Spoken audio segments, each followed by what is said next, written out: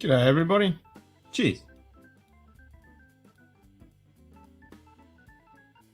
Hope everybody's doing good. Whether it's your Monday, no, what is it? Tuesday. Or your Monday. Or your early Tuesday. Depending where you are. For me it's Tuesday evening. Yes, it is Tuesday evening. I forget which day it is half the time. So I'm starting with some cake. I've only got a little bit left of this bottle. There's not much left at all. Anybody's in the chat, let me know if sound and video is good. Yep, sounds like it's working. Excellent. Good day. JD Bourbon Approach. G'day JD, how you going, mate?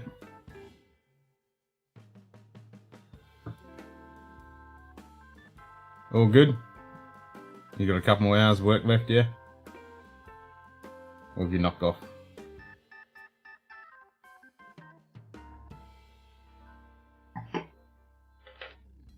How much longer are you in Slovakia? And where are you going next? Good day. Charles Ashworth. G'day, Charles. Morning.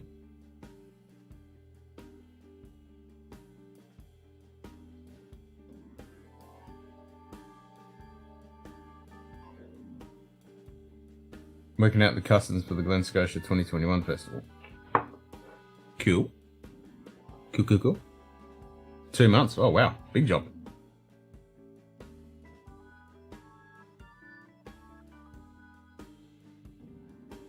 Alright, so I've decided to actually do one of the worst things ever invented and actually use Microsoft Edge for pulling in my camera on this laptop to see if it'll actually reduce the overhead. And so far, seems to be running a little bit better. And I'm still running Chrome for everything else. But I won't know until a couple of people come in, but this seems to be, yeah, a little bit, oh, here we go. Cliff! Good, mate. Turn that one off, turn that one off.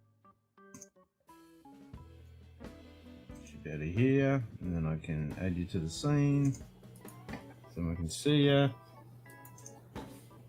Change it to the crop.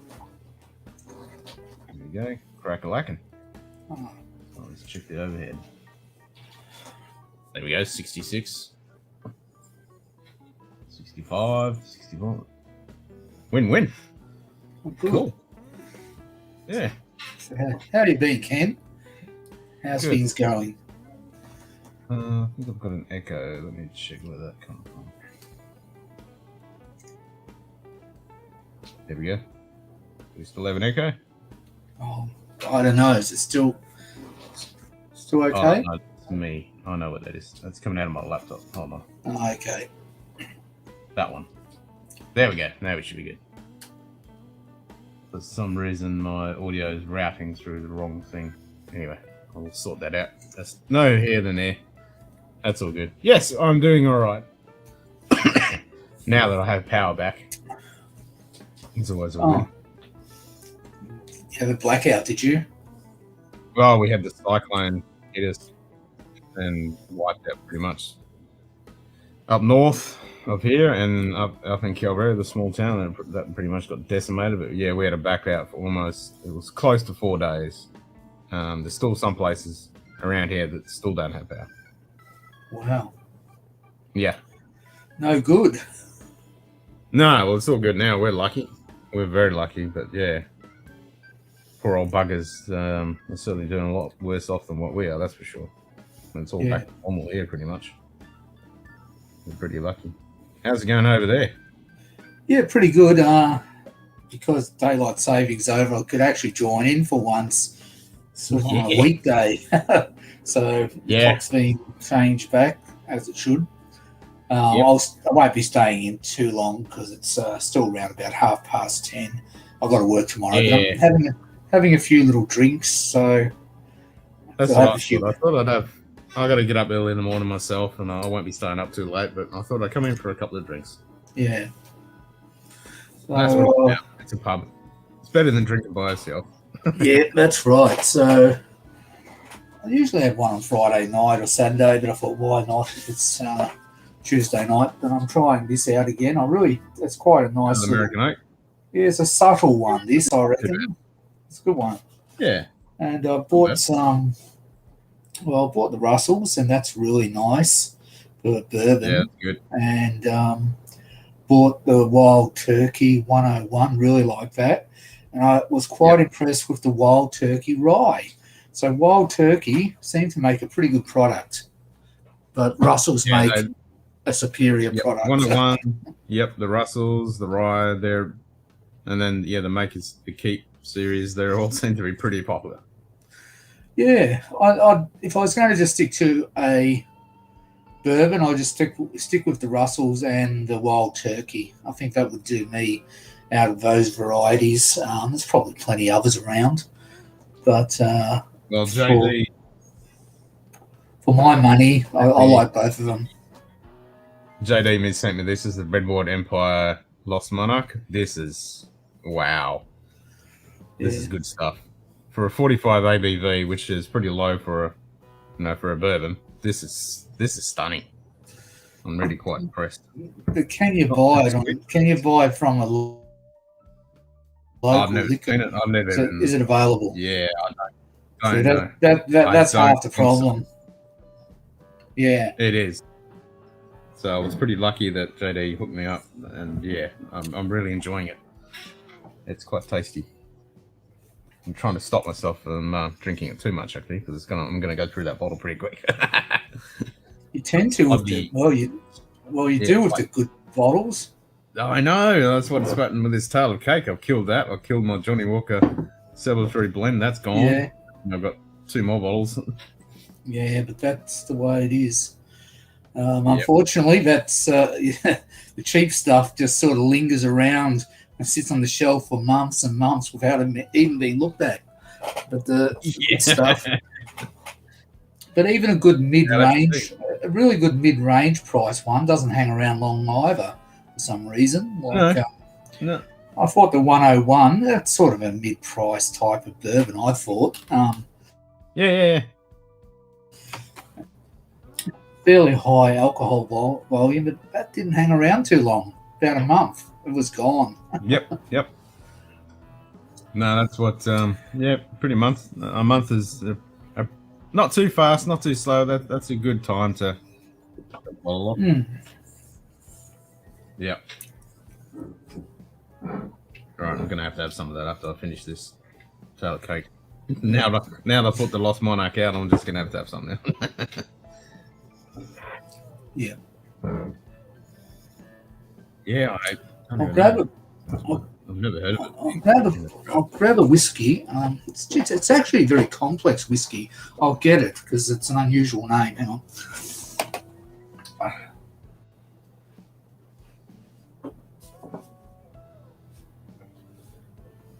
I have no idea if you could actually find the Redwood. I doubt it. I really doubt it. Let's have a look.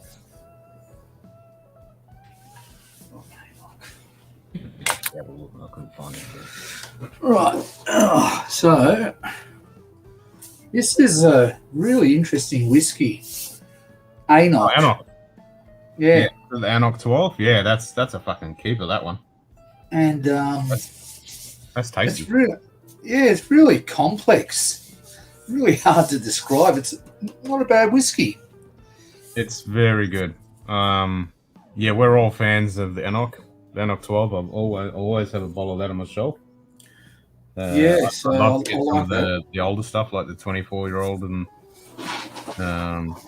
some of their other ones, like the 18. Yep. I might have one of those next. A little bit disappointing for the price. Which one? And the P-Tart. Oh, okay. We did a review on it. Yeah, we've done a review on the 12. We've done a review on the P-Tart.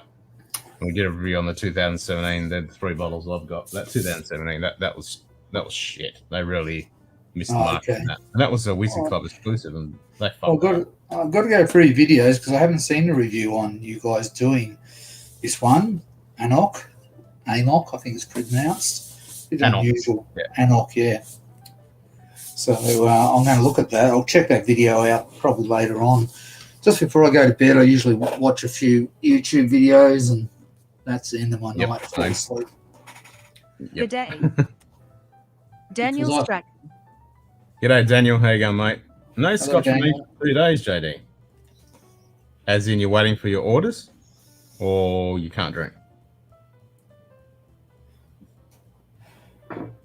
How's the weather, Daniel? You getting some nice days yet, or what?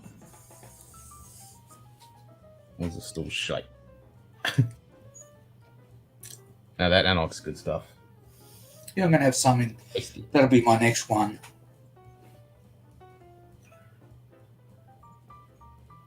It's actually getting cold enough down here today. We'd almost go an Irish coffee. That's how cold it's getting. It's getting cool. I mean, it's. Oh, okay. Body is telling me to stop listening. Stop. So I'm listening. Yep. Nah, fair enough. Like I haven't been going crazy. This is like the 4th day in a row I've been drinking, but I'm only having little tipples. I'm not doing anything crazy. Yeah. My body's saying, no, you're good. You're good. Don't be silly, but you're good. Yeah, a couple I mean, of Joe, today. Old Man Joe. I mean, I did have 4 days off last week because of the blackout. Didn't have anything. But I never go crazy. I enjoy it. It's not about getting drunk. Oh, sometimes it's just worth getting drunk. It's not getting a little bit tipsy, but I prefer not to because I don't like the headache. I mean, not the headache, but just feeling like crap the next day. Yeah, same here. I actually don't. I very rarely get drunk. Nah. Had sort of it's a relic from my teenage days where I got drunk a few times. Really got drunk and just so sick for days. So I've given that up. It's a good lesson. When you're laying in bed and all your whole world is just spinning around. There's nothing worse. It's nothing worse than that. That's not much fun. You know when you're like that you're really maggoted. Yeah, so but it's always a good reminder not to drink too much when that happens. So yeah, I can't remember the last time I've had that happen. That's when I was a teenager, it's happened a few times, and then I said enough was enough. That was it. I learned you learned that a man's got a limitation, a bit like a Clint Eastwood movie. You got to learn your limitations in life, and I learned quick. Exactly. G'day, Vin. How you going, mate? How's that? I did see a few people posting the no nonsense whiskies. I wish I could get one. That'd be awesome. Are you enjoying it? Did you get 2? Because I thought I saw 2 pictures and you got 2 bottles released. And that's freaking awesome. Have your own bloody bottlings. All right, I'll join you in that Anok Cliff. Yeah.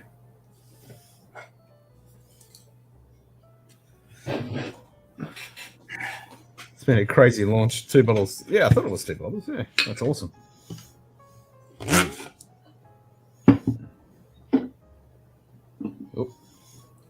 I look at your video. It's a really interesting whiskey. A little bit. It's just good stuff. It's really complex. I mean, Knock do make really good stuff, and it's easy to mix up Knock and Do and Knock Do because they're so similar. Yeah, two characters between the difference, but yeah, I mean, what Knock Do does with this Anok stuff, yeah, I wouldn't mind trying some of their heavy peated range. They're a bit hard to get here, that's for sure. I haven't seen the heavy peated range. Yeah, but anyway. Oh shit, this stuff is good. No, that's sort of when I haven't seen your review. I saw a few other reviews, but there's not a lot of reviews around on it. I was surprised. Seems to be flying under the radar a bit, I thought, as a whiskey. It's starting to get well known. It's not huge popularity at the moment, but it's starting to get well known. I mean, a lot of people are starting to realise this is good quality stuff. I mean, it ticks all the boxes.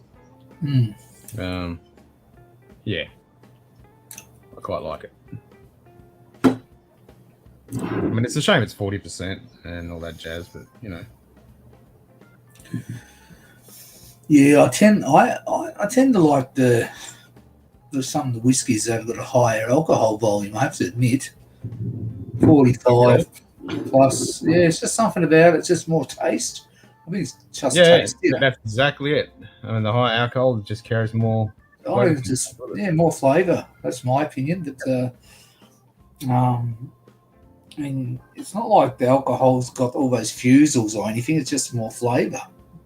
So sometimes high alcohol could mean other things, particularly with beer. You know, it's just when you're brewing beer, you know, you got all that fusels that the beer hasn't quite ripened and fermented as it should and aged, and you get all that crappy alcohol that's, you know, just it makes you sick and actually it makes you feel exactly what we were talking about before, like giddy and all that sort of nonsense. It just does wreak havoc with your system. But oh yeah, for sure. Whiskey's a lot different than that. It's good quality whiskey sort of has the opposite effect. You know, well, the maturation is the magic trick. Yeah, within reason. Yeah. Actually, I think one of the England, I think she's currently alive, lady in England, Centurion, and she's over 100 years old, and she said she's drunk a dram of whiskey every day of her life when she, I guess, when she was legally allowed to, I guess, and she still does. That's amazing, isn't it? What does she have? I'm trying to remember what she has. It was like J&D's or something like that. I mean, J&B's or some just average blend. She's been having it every day. Yeah. Oh, good on her. Yeah, bloody oath. I mean, what a way! Yeah. What a way to be. So that absolutely dispels the myth that, you know, that some people just say alcohol is really bad for your health. Just even a little bit. That just is nonsense. Yeah, absolute nonsense. I mean, everybody's slightly different. You know, some person might not handle alcohol or whatever their system, and that's the same with anything. But yeah, anything in moderation. Well, yeah. Eat too much food, you're in trouble. Exactly. Smoke too much, eat too much, drink too much. No matter what it is, everything in moderation. And that's the thing with us. You know, we're drinking. We're not drinking. We need a word, because tasting is kind of tasting it, but we're enjoying it. We're appreciating it. We're just enjoying it. Yeah, just enjoying it. Savor. I like the savouring is a good word. Savouring. Yeah. Because we're not drinking. That's no. You're not drinking for the alcohol buzz. You're drinking because you're enjoying it, the taste and the flavour. Alcohol is the medium that gives us the flavours and the experiences and emotions that go with the. Yeah. Yeah, it's just like food. You need sugar and salt in food to enjoy it, but too much sugar and salt is pretty bad. But you need it to enjoy your food. So, and you need the right ingredient and other ingredients. But whiskey's like that. Ben's exactly right. Advocating the enjoyment of a luxury product. That's very much it. It's like a good cigar. You don't sit there and just suck it in. And it is affordable. You know, anyone can afford a nice bottle of whiskey and just sit on it for a month or two and just enjoy it a couple times a week. You know, or 2 or 3 times a week. It's going to last you, nearly a month. I like savouring. Yeah, savouring is a good one. I like that.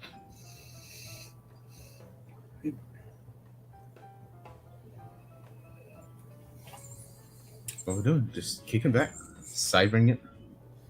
I enjoy the smells. I enjoy that.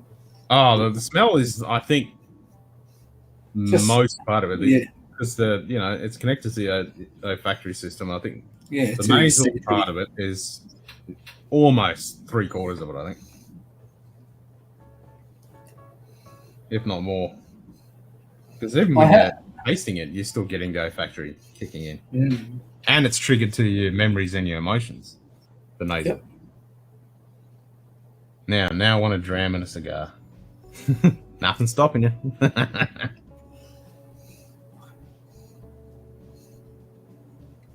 Yeah, I'm gonna get some cigars Friday. Got my cigar meeting Friday.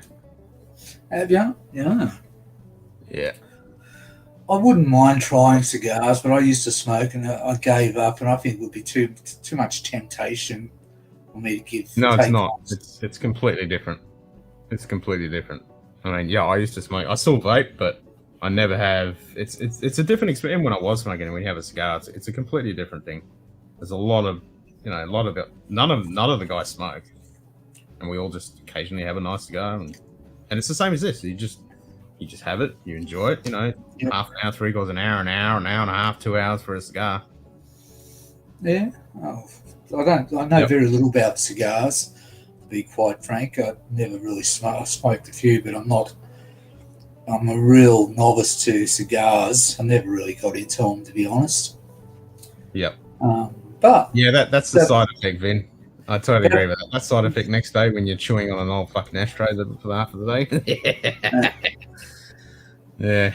But never say never. I might try one. I mean, it's just I've got to get a good cigar. I know nothing about them. Well, find a group. There's got to be a group around. Yeah, I probably will be. Or a good cigar bar. I mean, you should be able to find a good cigar bar. Yeah, some rural cities in Victoria don't lend themselves to the finer things of life like that. No, I mean when you're in the big smoke. Probably in Melbourne. Yeah, Melbourne might be. Yeah, good. when you're in Melbourne, I know there's a couple of good cigar bars there. So you actually they sell the cigars, and people can just sit there and have a drink and a cigar. Yep. Well, that's what we do at our meetings. We get a cigar. We've got a guy who actually here. We're lucky because we've got a guy who actually imports cigars in, and he's a real cigar aficionado. So he's like us with whiskey. So he'll study a cigar and he'll experiment and he'll watch reviews and. Do they match the cigar to the drink? Yep. And so one of our local bars here, we've done cigar nights. There's a cigar and it's paired with drinks and then paired with a couple of tappers foods. So you get the cigar and the food. Yeah. So they're really good nights. But we do the same thing when we do the cigar nights. So it's just held at one of the person's place. We nominate who's holding the next meeting. And we just sit back, have a nice couple of drinks to start off with, a couple of nice beers. Then we'll have a feed, and then we get the cigar out, and everybody brings a drink. So whatever kind of whiskey or bourbon or whatever you're into, and we all swap and share and sit back. And last meeting we sat down with a whole flavour, like you do with whiskey. We sat down with a whole flavour chart, and we went through a whole cigar listing that goes through every single aspect of that cigar. We went through and listed all the things and gave it a rating, which was fun because it made you really dive into every aspect of the cigar. The wrapper, how spongy it was, whether it was crispy and smooth, was it a dark wrapper, and the smell of it, the draw, the cut, everything, all the way through the whole thing. Oh, good. Oh, that sounds interesting. Do you go to? There are vaping bars, aren't there? Vape bars? I don't think so in Australia anymore because I think they all got banned. Yeah. Oh, they banned? Oh, okay. Yeah. I thought they had some vape bars years ago. I know in the UK they still do. Some places in the States, but nowhere in Australia. Pretty much got you're not allowed to. I mean, there's still a couple of shops you can't sell any nicotine. You can't buy the nicotine. And now they're trying to ban the import of the nicotine. That's been extended. I haven't learn about the extension of the news about that. I need to actually buy some more nicotine. I'm getting low. Yeah. But there's still a couple of shops where you can buy like your batteries and your filters and that kind of shit. But other than that, that's it. But yeah, they're really trying to just ban it completely because they're not making any money off it, which is ridiculous because the amount of money they make off tobacco and alcohol, and then they want to get rid of something that they could have just taxed the shit out of like they do everything else. They could have, yeah. I mean, Yeah. oh well, it's just one little, just another nail in the coffin for the working class, denying people of having The average person, yeah. I mean, the amount of people that this has helped to get off tobacco. Yeah. It's like, I don't know, I have no idea how people afford to smoke cigarettes, particularly those people who are out of work and don't have a job because, by golly, cigarettes are super expensive. Oh, the price now, I can't believe it. Like, I talked to a couple of people who are still smoking. They tell me the price of a pack of cigarettes or a pouch of tobacco, and I'm like, oh my god. And I always said, the people say, oh, you save so much money. I'm like, no, not really, because, you know, I'll buy a bottle of whiskey or I'll go out for dinner or something like that. You know, the money's not really the issue. Unless you're a heavy smoker, then obviously it's going to cost you a shitload. But now, holy shit, it is really expensive. Yeah, once in a blue moon, I ask some of the guys in town who smoke when I'm seeing them at the pub, and you know, every 5 years I might ask them, oh, what's the price of a pack of cigarettes? And it just blows my mind how expensive. It's just really. See, the last time I bought a pack of cigarettes, at 25, Peter Jackson or something, it was about $25, something like that. It was just it wasn't. It was about a dollar. Now they're like 50. $1 a smoke, so now probably double the more. Yeah, it got up to almost $1. I remember that. Yeah, now it's like $50. Yeah, so insane. When I heard the price of drum tobacco, 50 gram pouch, that really, see, that's getting up around $100 or so. I think it's $100 or more. Yeah, I couldn't believe that. Me neither. Like, I was shocked. And I was paying about 45 or something. That's going back a while. That's the same with cigars. Like a good cigar is like at least $40. Yeah, for a good stick. Gee, that's a lot, isn't it? That's a lot of money. It is. Yep. And that's why, I mean, Australia is about to be #1 in tobacco and alcohol. And even illegal drugs. Even illegal drugs in Australia are one of the most expensive in the world. Yeah, apparently it is. Yeah. That's why they try to import as much as they can, dealers, because they get a good price here for illegal drugs, which is just goes to show you, well, people got the money, but if the money's in this, you know, must be plenty of money around for people to buy it. It's all about supply and demand, isn't it? Yep. But yeah, it's not something to be proud of that we're going to be #1 in alcohol tax. It's not good. No, it's not good. Just let us have our vice. Come on. You wouldn't mind if like with the tobacco, which is they're so hypocritical because they get so much tax out of it, and they don't do anything against anti-smoking or any of that stuff, and they just try and ban stuff like the vaping and shit like that, make it really difficult, and but they just rake in so much money. If they were really concerned about it, they just fucking ban it. I don't mind people smoking. A lot of ex-smokers hate it. I don't really care if people smoke or not. If people are enjoying it, so be it. I mean, if it's not affecting their health and they're having a good time. I mean, I used to enjoy smoking. Not impacting anyone else, go for it. You know, I used to enjoy smoking, and I gave up because I was coughing a fair bit in the morning, so I thought enough was enough. But to be quite honest, if I wasn't coughing, had no ill effects, I think I'd just keep smoking. If I just felt like I normally do, what's the point?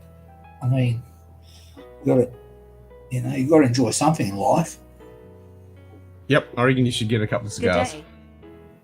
Random FPV. Better clean my G'day, glass Brandon. out. I'll just be right back. I reckon you'd enjoy a couple of cigars. Yeah, I think I'll have to try it. It's always worth trying things in life because you never know.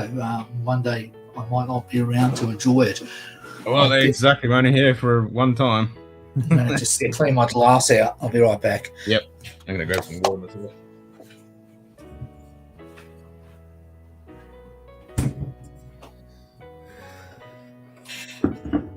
If you're not busy, Vin, jump on in and tell us about your bottles, man. Ken the Enabler. Yeah, just a little bit. Good day. W. O'Neill. G'day, William.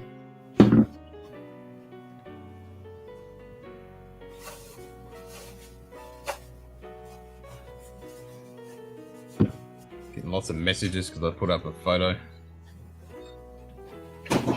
Anyway, no, that's all good. I was going to say, just if you're not busy, yeah, just pop on in and talk about your stuff. But that's all cool, man. Good Another day. time. William Shappett. G'day, William.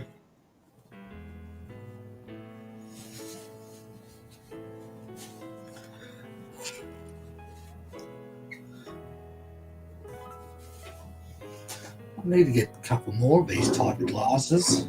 They're not How many cheap. green cans you got? One. I need more. Oh, yeah, you gotta Well, fix that. What had happened? I bought one and then they must have had some import issue. Couldn't get them for ages because of COVID. I think there was some sort of backlog in the shipping of them. So at Dan Murphy's, they ran out of them. And now I noticed they're stocking them again. But it took nearly 6 months before they got them back again. So I've been looking after this one, hoping not. Trying to get it through Dan's. Have you looked on SM Whiskey? No. Just don't got any. See if he's got any Glens. They're not cheap. Oh, so he's got some. You can get a 6-pack for $50, or you can get one for $10, $10. probably. Yes. $10. Same as Dan Murphy's. They sell them for $10 each. But the bonus with that is if you buy a bottle of whiskey and you're over $100, it's free postage. Oh, okay. Yep. It's a good little glass though. I like them. Oh, they're good. You can actually swirl the whiskey in them quite freely without anything spilling out of it. So you can get a bit of air. You can get a bit of air into it. Nightbot. Well, that's got True, not what. Oh man, I have so many Glen cards at the moment. It's just silly. They just give Such them an away or something. Oh yeah, no, this is a good one, and I do like the Glen. Like on the stem, this is a Luigi Bromelli Vintuec tasting glass. I had all these. I've got all these glasses there, and I never really bothered with. I just stuck with the Glen, and then Simon kept using a stemmed glass, and I thought, well, I'll just try it. And now I'm kind of hooked on it now. I kind of like it. Stem glass would be good. I think it'd be a little bit easier to hold than these ones. We've got a very stout base. Yeah, I mean this has got a real wide base. This Vintuec. Yeah. But yeah, I don't mind this glass, and I've actually got the Glencairn Peter, which is not a cheap glass. I haven't bothered trying to drink out of it yet. I've got some other Capitas. Got a whole bunch of glasses. I need to actually do another glass video because I've got a shitload of different glasses now. But yeah, I've probably got about 30, 40 Glencairns floating around. Wow. I can't remember. Yeah, about that. I know I got some in a box. I think I got. They're made out of glass, aren't they? They're glass. They're not crystal, are they? No, but you can get the crystal one. Here's the crystal one. Okay. That's one of the. Yeah, this is expensive. This was like $60. Yeah, I bet it would be. Yeah, this was the Single Malt Whiskey Club. Sorry, the Whiskey Club, because I got the Single Malt Whiskey Club, just standard Glencairn, and I've always wanted one of these because they're just sexy. I use my computer when I'm feeling fancy. Yeah, but this is really heavy.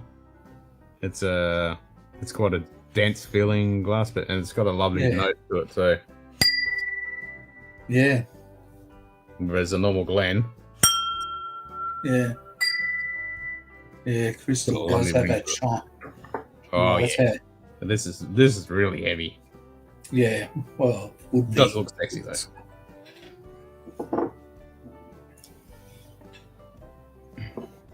I hate that one. It was a bit expensive. I thought, geez, it's $60. I can buy a good bottle of whiskey for that. Yeah, well, you could, but you won't. Yeah. Whiskey. You might want to. You might have a special occasion, and you want to pull out your glass, and you want to look that's the goods. You want to look. Yeah, the I've part. never even drunk that of it. You'd like that one? You like that one? Oh, we're doing this last night. It's like, here's the normal Glencairn.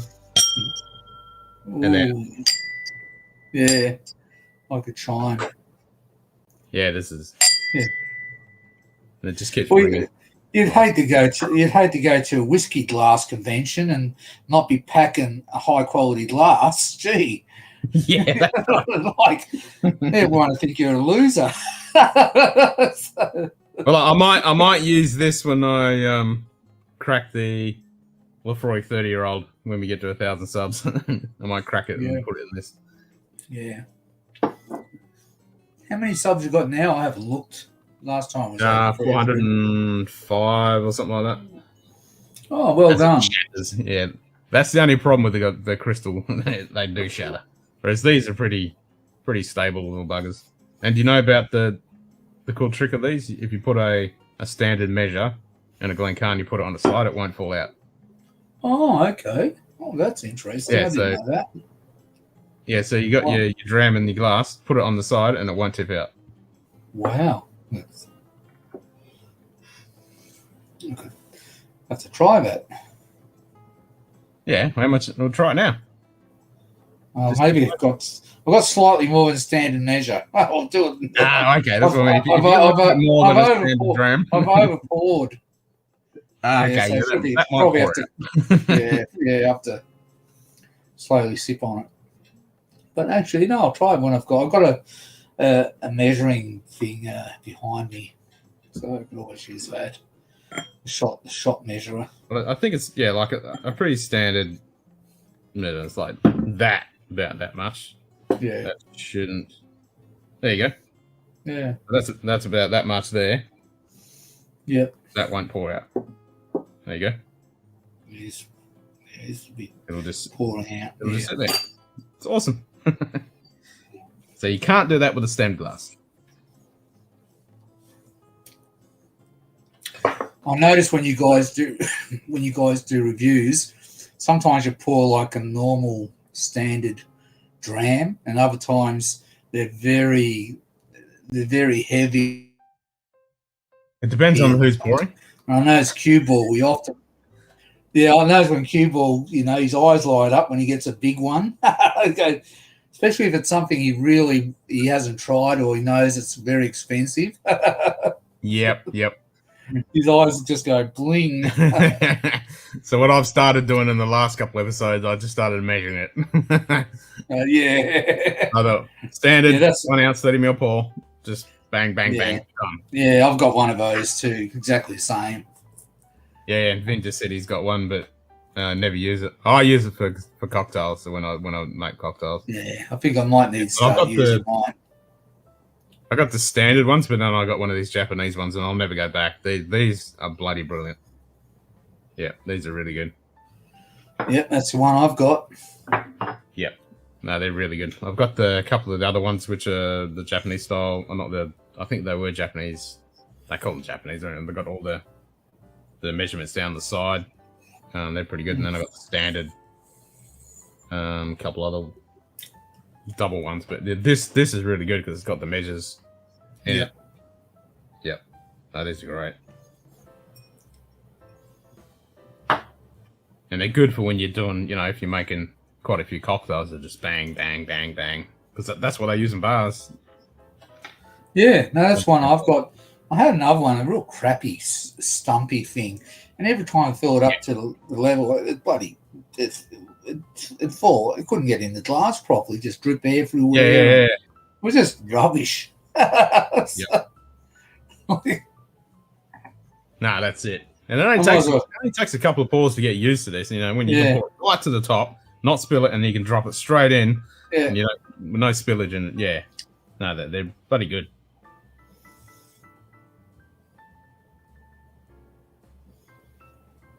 Is this that's a 3/4 ounce pour. Yeah. Yeah, 1/2 ounce, 3/4, 1.5, and then 2 ounce pour. Yep. Really good. That's all you need. Mm. Yeah, I got a whole bunch of them. Got a whole bunch of the little buggers.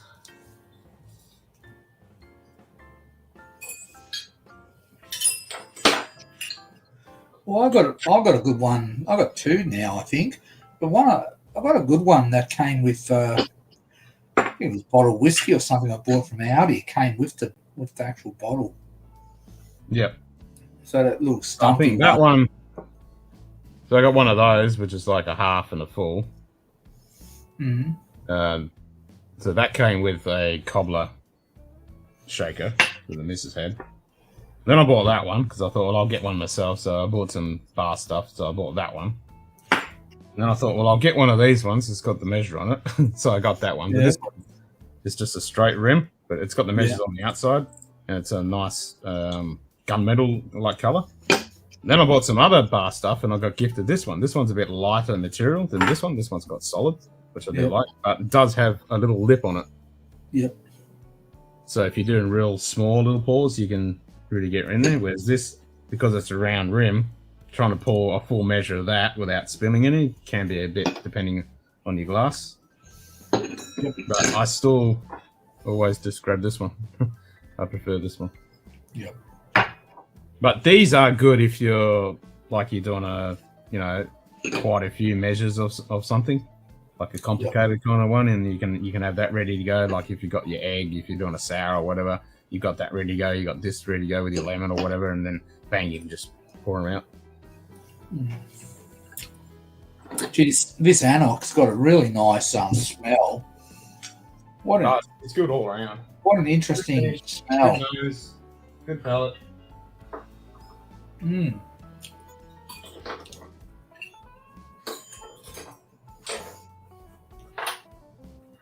Yeah, I need to do some more cocktail episodes. And if you're gonna make cocktails, I highly recommend get these. Get your Boston shaker. Oh yeah. And don't get the glass one. Okay. Make sure you get the good metal ones. Yeah. Yeah. Stainless steel. Oh, these are so good. I like a good cocktail occasionally, don't mind it. So since we're talking about cocktail, and get a good mixing glass too. So make sure I've got a good mixing glass. Yeah. Oh yeah. And then I had one spoon. I thought, well, okay, well this one's a bit short because it's easy when it's a bit higher up. So I thought I'd get a long one. I didn't think it was going to be this long. Now it looks serious. That's that's a good spoon.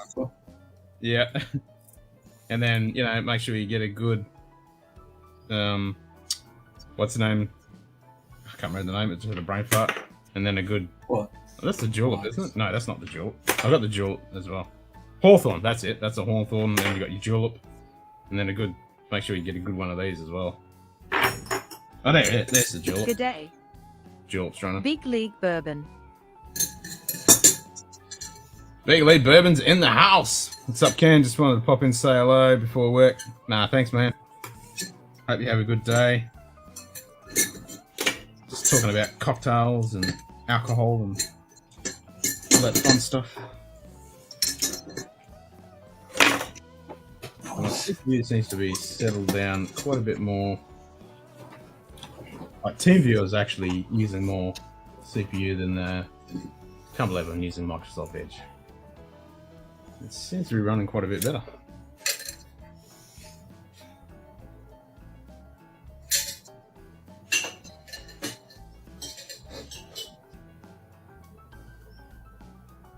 And then obviously when you start getting into cocktails, you've got to get these good glassware. Yeah. Good You need highball all that. glass. Yeah. And these are the Luigi Bellomelli glasses, so these are the same glassware as these guys. Yeah. So me and the missus went and bought some of these. I mean, I love these glasses. They're so good. I mean, look at the thickness of that base. Yeah. Yeah. Yeah. It looks good. It's the same with the highball. Yeah, these are really good glasses. I'm a big fan of Contrio with a little bit of soda water and lime. It's very nice. Contro. Yep. Yeah, don't mind that. I got a whole shelf here of cocktail and rums and other spirits. Where's my Contro? The Aperol, some gin, got some Contro here somewhere. Tons of stuff here. Where's my Contro?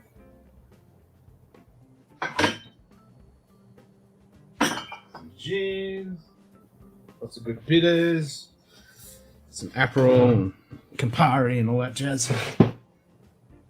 Oh, forgot me. Hawthorn sorry.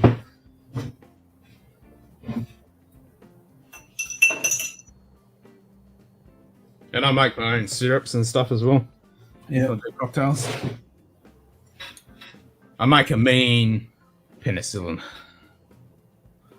because I make my own ginger syrup. Yeah. Yeah. It's a bit of work to do it, but it's so worth it. That ginger syrup. And then I made my own cocktails. We called it a ginger tree. Holy shit. It's so good. Me and the missus, we just go through them so much. It's very tasty. But you got to use the ginger syrup. I tried every other fake kind of syrup that you can buy and stuff. But yeah, you got to get the really good Fever Tree ginger ale or ginger beer for the ginger tree. And then use the ginger syrup. And then use a bit of honey syrup. Oh, it's so good. Yeah. And a good vodka. Yeah, there are good vodkas and bad vodkas around, that's for sure. Oh, yeah. Hell yeah.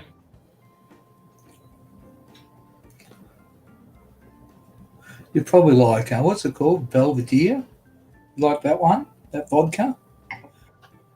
It's quite a nice one.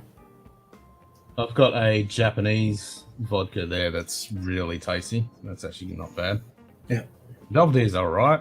I mean, at the moment, because we've just been doing Moscow Mules, so I don't need anything special for a Moscow Mule. Just you've been using Absolute. Nothing's Oh, yeah, that's fancy. That's just bog that's standard. not, yeah. Yeah, it's just bog standard. But yeah, I do have a couple of good vodkas up there. Yeah. I don't have any Eastern European stuff I wouldn't mind getting. I like to put it in the freezer, actually. And because it doesn't freeze, well, shouldn't, if it's a good vodka. And when you take it out of the freezer, it's real viscous vodka. It's real nice. When it's really viscous and cold, it's really nice in summer, believe it or not. Oh, yeah, I was going to say on a hot day. Oh, it's just really nice. Absolutely beautiful. And it's got to be good quality vodka, but oddly enough, even the cheaper ones, once they're really cold, they taste a lot better. So, yeah, it really takes that edge off them. Stick them in the freezer. See, what is interesting, well, I've had a couple times, they're all cheap ones. They're semi-froze, and they shouldn't have. Vodka should never freeze, or it shouldn't even semi-freeze. One had partially. If it's a low ABV, ABV, obviously it was. Well, I thought it was not low enough to freeze, but obviously it did. Yep. Yeah, and I purchased a neat glass from Asian Ore, really nice and solid. Yeah, I've seen those. Most of my cocktail glasses and all of those.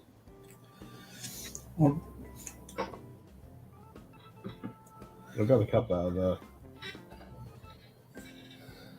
like I picked this one up. This was super cheap, but I do like it. It's a cool little glass. I haven't done a review on that one yet. I haven't drank out of that one. It's pretty nice. Well, I collect beer glasses, and I'll show you my latest beer glass pickup. I'll just put it up here. The rest are packed up. Yeah, I got a few of those. Oh, yeah. Got the 1 litre Stein. You got a decent Stein. This is a really nice beer glass, Lohberg. I'll just pick that up. Okay. Yep. Yeah, that's nice. I like buying beer glasses. That little line there, when you go to Europe, to Germany or Holland or Belgium, That's the mark you for it. Yep. yeah, that has to go to that mark by law. You know how in Australia they pour a beer and it's got more head than beer sometimes, the publicans. Yep. But in Europe, and I've been to Germany and Holland, every time you buy a beer, it's right up to that mark, and the head is hitting the top too. Beautiful. They really know how to pour a beer there. So that's actually well, I've got to clean that glass out a bit. It's a bit, but because I only just bought it the other week at an op shop. When we went on holiday. Is that one of those ones that comes to a neck? Oh yeah, it is too. Yep. I like those. Yeah. So that'll really be nice to drink out of too in summer. A nice drinking glass. Let's put it away. I snuck home a glass a mate gave to me when I went to Germany. He gave me one. It's a real shame.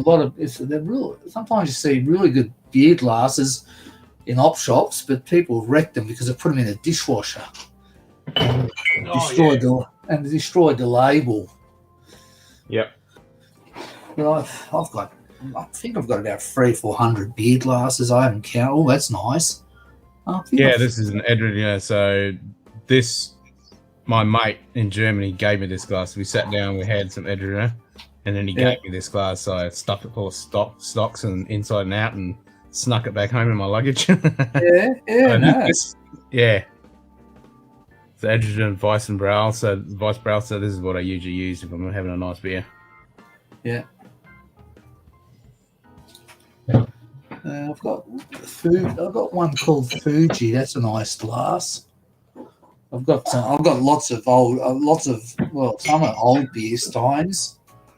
I like old beer steins. They're good. Yeah, I've got quite a few of those. Yep. Yep. Mine have got a few down the back over here in my room. I picked up one of those for $4, a big beer stein. Yep, got to have the old Stein. Yeah. I've even got some old, they used to be made out of pottery, clay, and it's stamped on. Oh, yeah, you got the pop. Yeah, they're fun to have. Yeah, that's real down south. Yeah.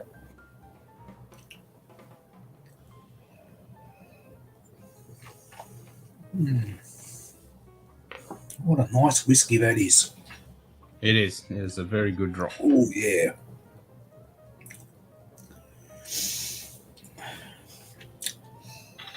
It's got a bit of a melony, like a melon smell about it, I reckon. Real melon. Like a the tropical fruits and honey and lemon. Actually, Good day. A bit of a honeydew melon smell, I reckon. Yeah. Yep. Buying glasses, I thought they were accumulated in the cupboard as you swipe them from the pubs. True. I had to laugh with, it wasn't that long ago. It was probably last week I was watching it, one of your new videos you're reviewing. And, what's his name? The guy for glasses, it's not Q-Ball, Scotty. It was a pretty expensive bottle of whiskey. And what he thought it tasted a bit like vinegar.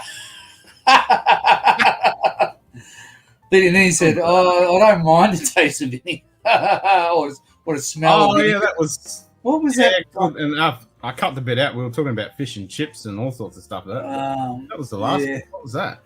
I can't remember, but it was a pretty expensive bottle. I think it was around $150. Oh, that might have been the Glen Grant 15-year-old. That's right, yeah. And I actually, I haven't tried. I haven't tried the 10-year-old, so I'll try that one day. But I thought none of you guys look that impressed. Like, I like it. Yeah, but I think the price didn't seem to gel with the taste. The cue ball didn't seem to be that impressed with it, I thought. I mean, cue ball doesn't like spending too much for his drams, which is fair enough. I mean, that's what he did. But this is 50% ABV. So for a 15, it's a little high for around 150. Well, I think it was 130, 150, depending where you get. Yeah. But 50%. it is 50% ABV. Yeah, you got to get a hand. I mean, that's what you're paying for too. Yep. But I don't think it's that bad for that price. I don't mind it. If the people from Glen Grant are watching that video, they're going to Scotty's saying that it tastes like vinegar or smells like vinegar. Well, it reminded him of vinegar. We did a whole bit where we were talking about vinegar on chips and whether you spray it or you pour it and the smell and whether you like it or not. But I cut it all out. It was just waffling. But yeah. Vinegar. Well, it might be a bad batch. No, it wasn't. I have to go back and watch again, but he wasn't saying vinegar as in it reminded him of that sensation of vinegar, not the actual. But he said he liked the smell of vinegar too. Yeah.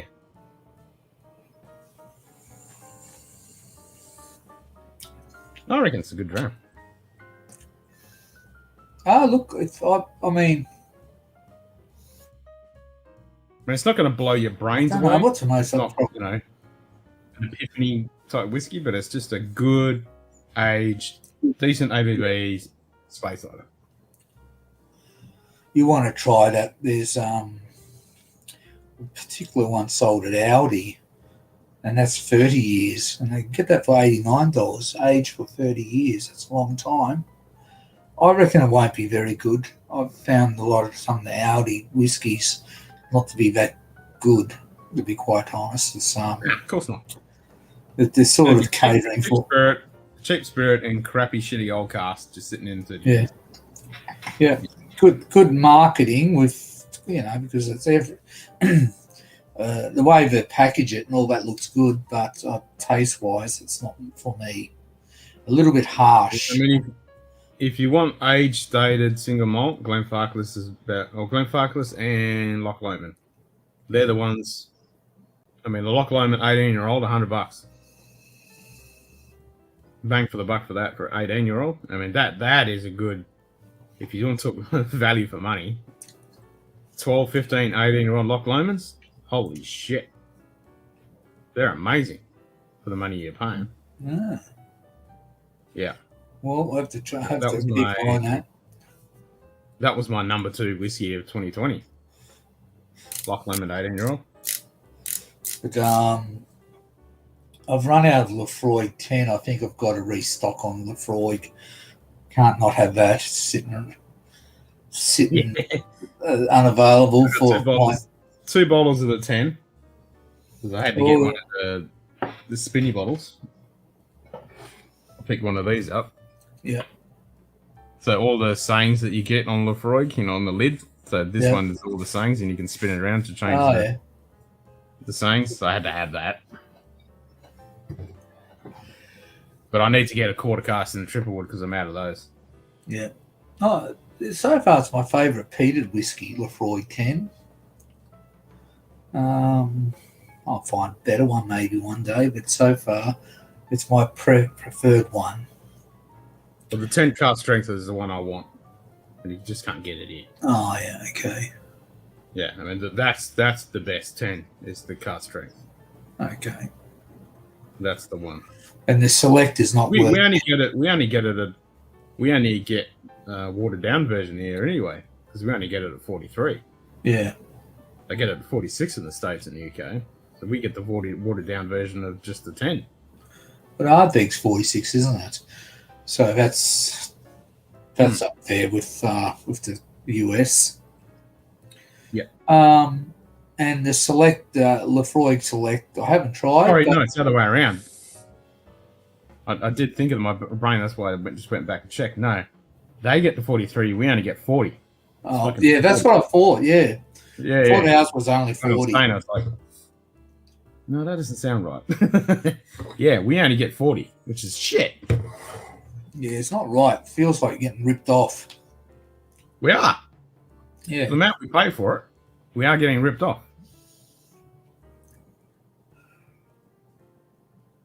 Yeah, I don't understand that. I can't understand why certain like I can tell you. It's because of the taxes. Yeah. It's the taxes. The company's going to try and sell to Australia the 43% at a 700ml bottle because that's what we standard, what we get. And they have to pay so much excise tax on it that the price goes up. It doesn't make it profitable for them to sell it. So if they drop the ABV down to 40, they pay less excise tax on it. They can sell it at a lower price and people are more keen to buy it. So it goes back to our excise tax. That's the reason. Yeah. That's why we get white label Jim Beam at 37%. We get Buffalo Trace at a shitty 40. You know, we get all these other whiskies which are bastardized because of the excise tax. Yeah. Yep. And Jim Beam, for example, because it's bottled here in Australia, they don't have to pay the import duties and all that crap because they just bring a tanker over Yeah.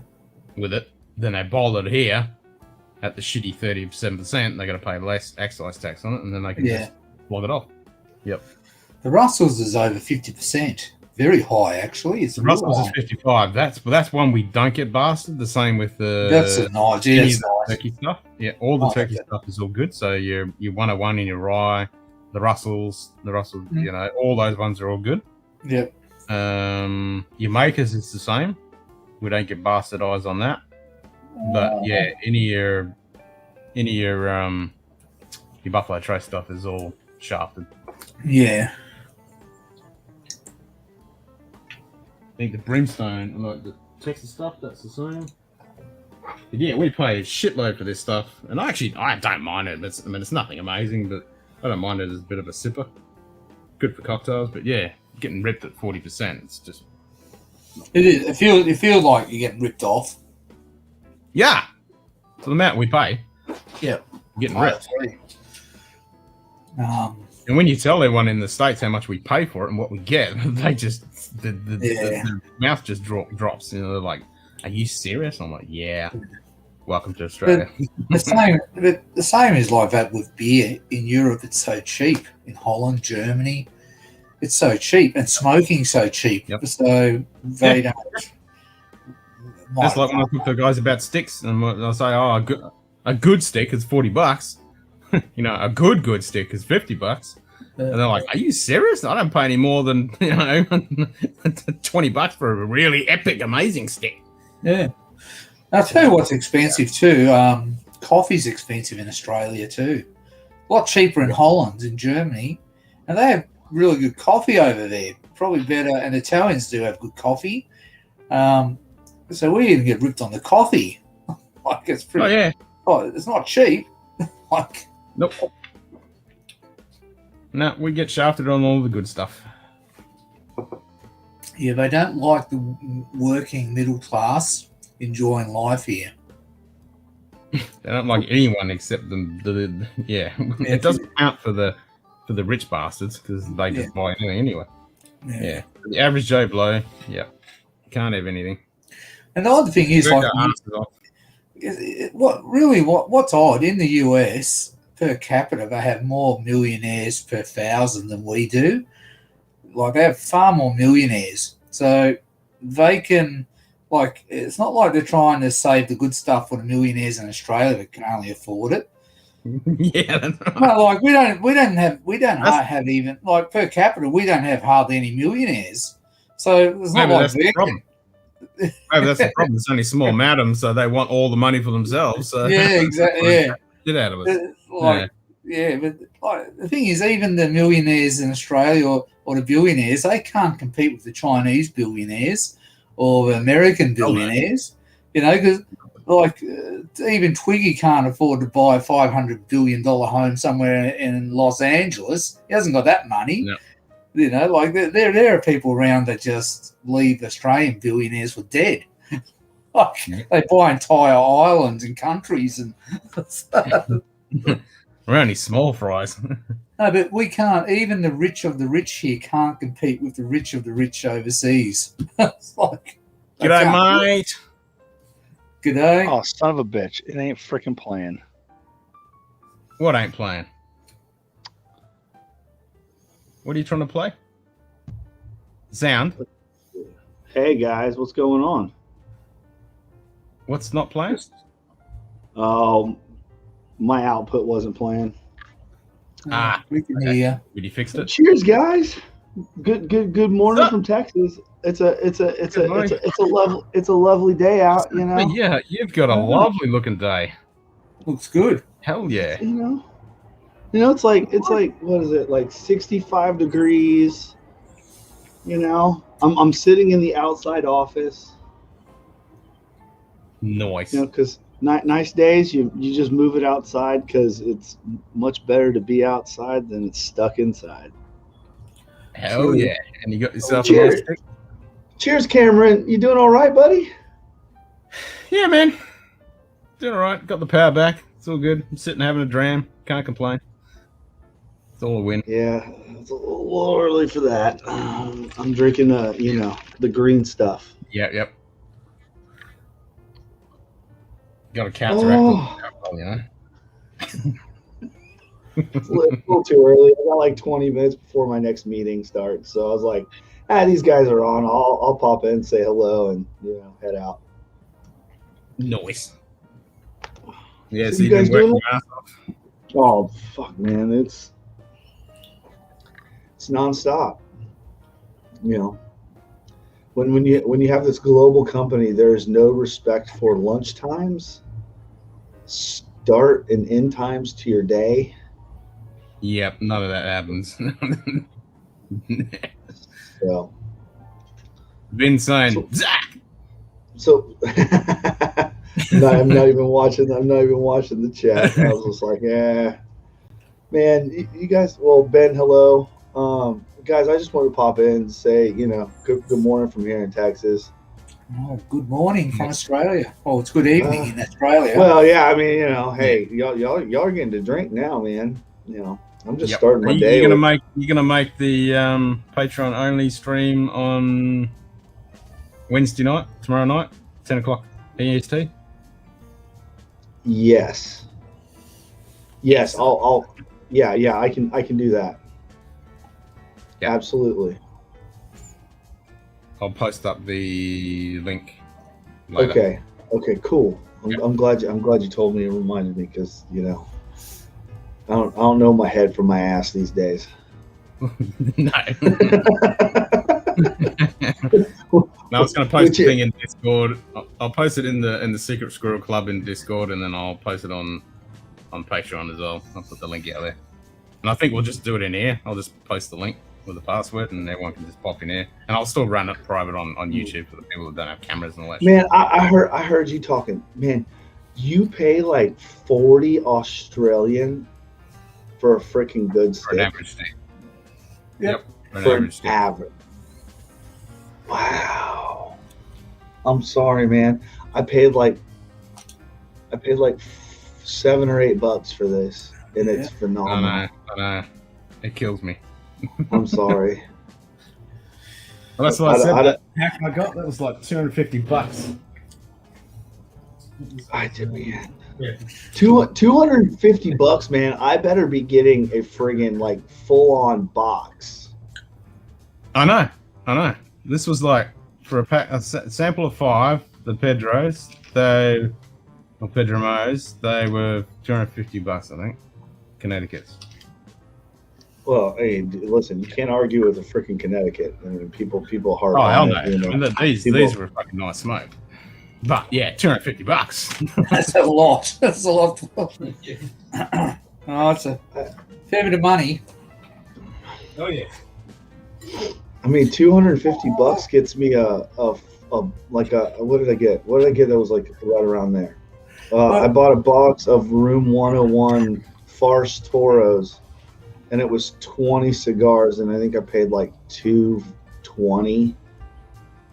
So it was like what, $11 a piece? That's bullshit. The solution If I could is get that, if I double that and got that for $500, I'd be happy.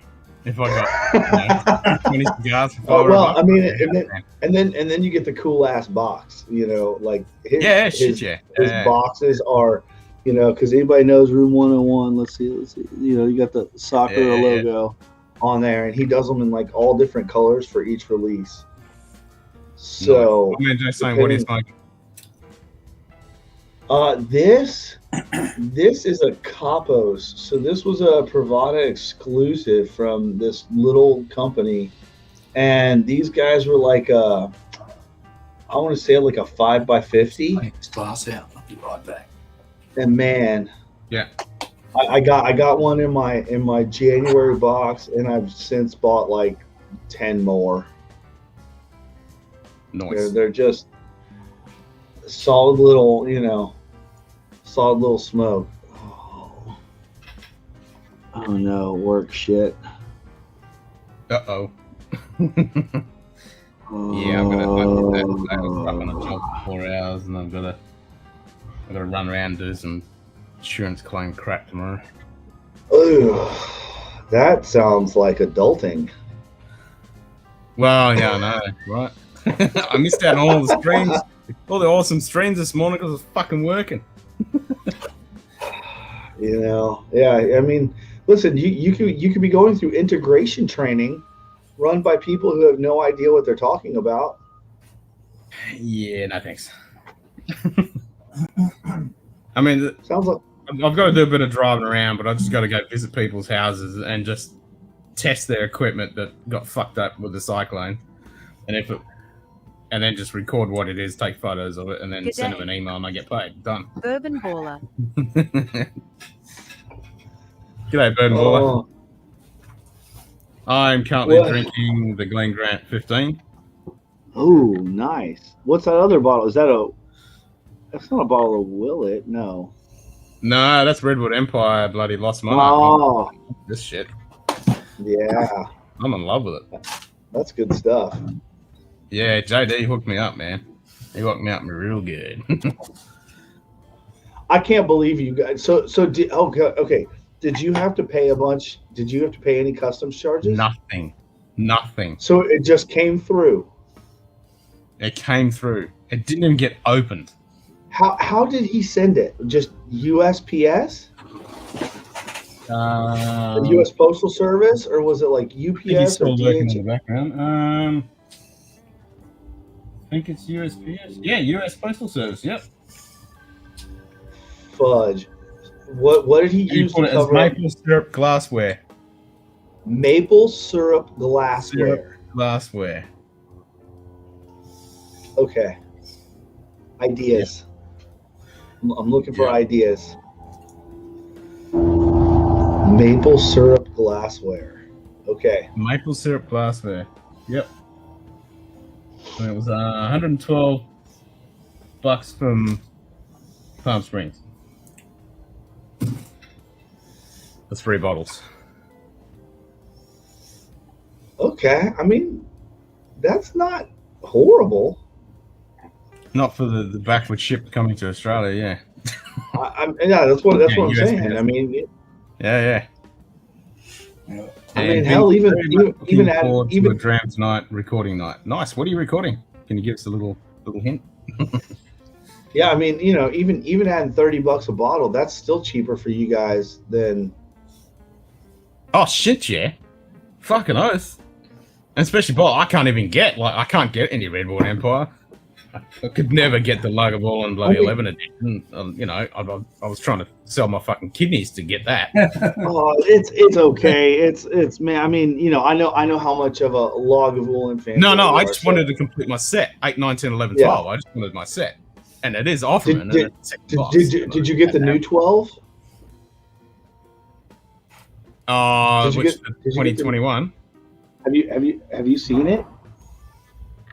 No, I've Okay, only got. you 2020. need to see this. I'll be right back. Give me 1 sec. No, you did need show to me. see You this. drank it. You drank it on the stream. Yeah. But yeah, show me a close up. Oh, hold on, one sec. I'll be right back. Let's see if I can DHL and US FedEx averaging 200. Yikes! Jesus Christ! Anyway, I'm just having a little bit of this to finish off the night. Just a little Nice, bit. Russells. Yep. Yeah, So is that the 10 or do you get the single barrel? single barrel.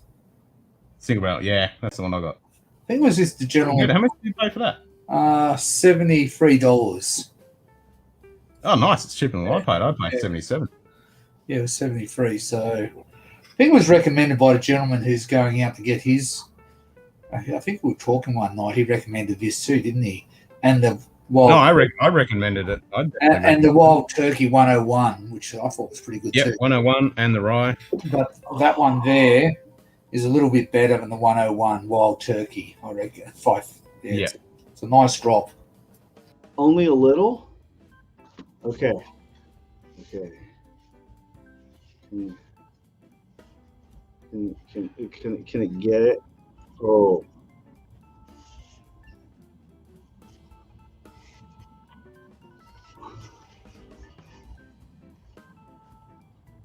This is the 2020.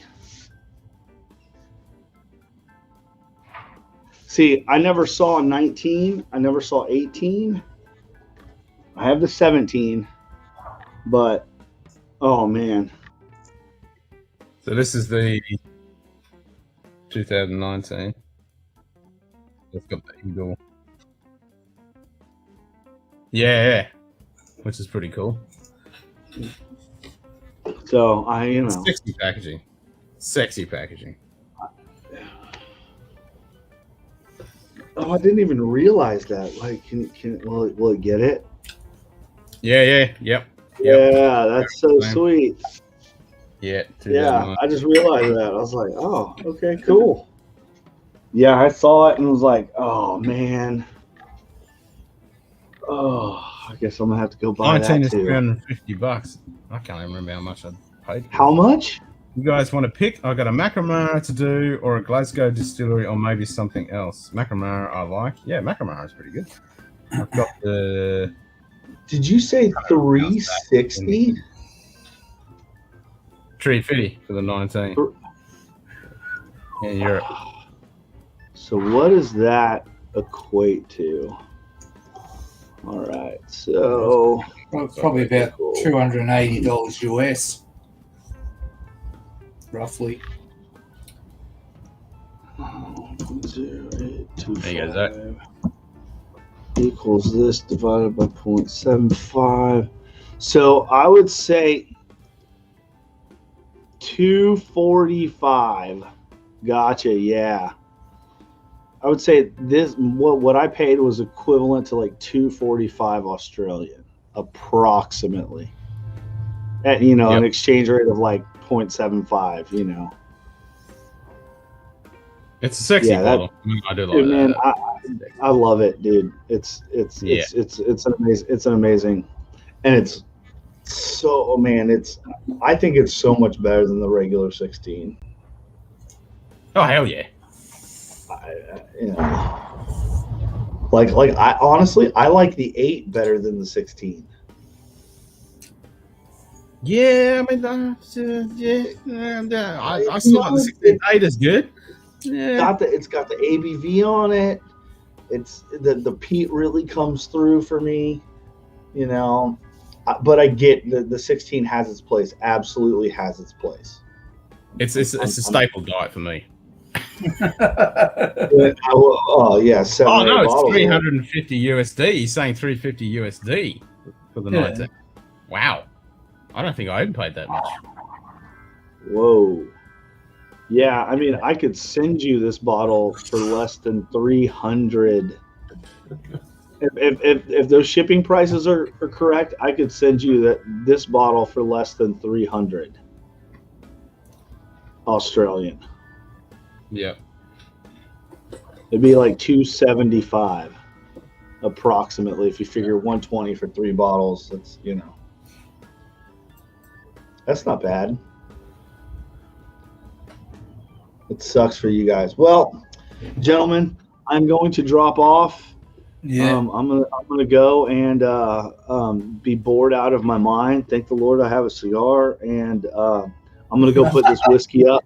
I'm gonna go put this whiskey up because I don't want to get tempted. Yeah. You off to Gentlemen, work? See ya. I have been working. I just kind of saw you guys pop up, and I was like, oh man, I got 20 minutes.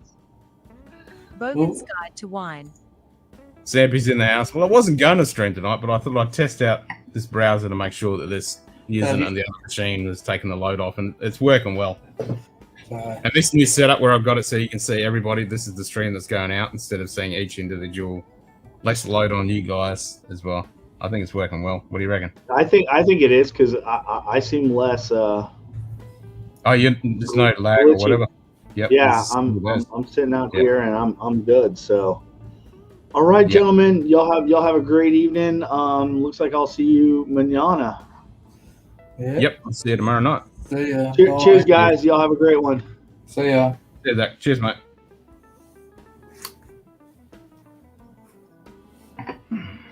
Nom nom nom. Fuck me, dude. Is all you do is drink now? Lol, where's my video? Yeah, when do you need that video? Because, yeah, I need to do the color grading on, because that's when we changed the set. That was the first episode where we did want to change the set. So all my presets for the color grading are all fucked, so I have to redo them all. So that's why it's taking a bit more time.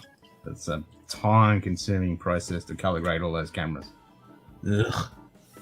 So I need to dial that up. And now when we do more film, it's going to be changed again. It's a pain in the ass. So what time span have I got to get that done? Because I was working all day today. I got to work all day tomorrow. And I haven't done my own video yet. I didn't even do it last week because of the blackout and all that shit. So do I have a few days at least? Like 20 is 500 USD. Fuck! Damn! I don't even know if I can get the 2020. Yesterday. Oh, you need it yesterday? Yikes. Alright, I'll get on to that. I'll smash that out tomorrow. After work. Oh shit, I've got heaps of work to do tomorrow. What's tomorrow? Wednesday? Ugh. I'll see what I can do. Yeah. Oh, I better finish this off. Finish this little bit off. Gee, I'm savouring it. It's like honey. This just rolls on the tongue beautifully, Russell. It is, isn't it? Well, that's like this one. This like treacle. Redwood Empire, man. Oh, this Redwood Empire does the same thing. It's just like treacle, just rolling over the tongue. Beautiful. I won't have too much of this. I just had just a little bit, just before I go to bed, because it's pretty strong. I don't want to wake up drunk. No, because this stuff's pretty strong, so you can't have too much of it. Just that little wee drop. Just a wee nipple. Oh, it's a nice one to finish up on, I reckon. I don't know, because it's so smooth and it's almost like a caramel treacle type of. Yeah, really nice. Oh yeah, for sure. In your own time, bros. Cool, man. No, I'll get it done. It's loaded up, ready to go. It's been busy today. This Get week more. since I'm back on, I've been flat out. Everyone's trying to get their shit done. I got to run around doing bloody insurance claim inspections tomorrow. Oh yeah. Yeah, all shit that's blown up from the storm. I'm gonna go check and make sure it's busted. So is that what you do? Is it check out? No, I do. I run 3 jobs. I got IT and I do videography and cinematography and I do astronomy. But part of my stuff has been in IT is you get people that need the stuff assessed for insurance claims. Oh yeah. Yeah. So there's a company over east that needs to check the stuff, but they haven't got anyone here. So they contacted me and said, "Oh, can you go out and check all this shit?" And I was, "Yeah, not a problem." So I'm contracting to them to go out check all the stuff that's blown up. That's why the videos are so good, because you know how to right into video and IT. Yeah, I fumble my way through it. Yeah. Yeah. What are you sipping on, Sampy? You got a drink? Actually, one thing I've noticed in your videos that you have changed, that you used to do a zoom in map of the location of where the whiskies come from. I still do. Yeah. I still do, but it's only for bottles that we haven't talked about that are still. Oh, okay. Because I know some of them don't have it. Yeah. Like the Glen Grant, we've already talked about that, so I didn't do one. Yeah, I know. Yeah, that's a fair comment. Yeah. So you're only going to do it for distilleries that you haven't mentioned before. So Glen Grant, you've done there's before. no point re-going over the whole history, and so that's why that's fair. No, that's fair. Yeah. So I put a card, and then I'll put a link to that episode, which has got the information about this. Well, I noticed, like, the Glen Grant 15, there was no zoom in map, and I thought, no. But then you've done other ones on Glen Grant. Yep. Good day. Shane Long. Shane Long's in the house. Just said good day, you munt fools. You just missed Zach, Shane. Lord Shane Long. Where's your Lord? You're only Shane Long now. No Lord Shane Long? That's no fun.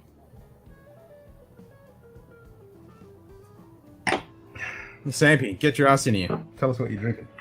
You can use your phone. Just click on the link. It's pinned in the chat.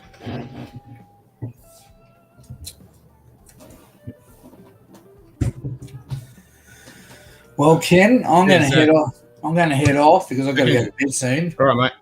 And go to work in the morning. So it's good to catch up again. Yeah, me too. I won't be here too crazy. Oh, it's only 10 o'clock for me, so I've got to go. Yeah. It's getting late. Have a good night. Enjoy yourselves. You too, mate. Yep. Take it easy, and we'll catch you next time. See ya. See ya. See ya.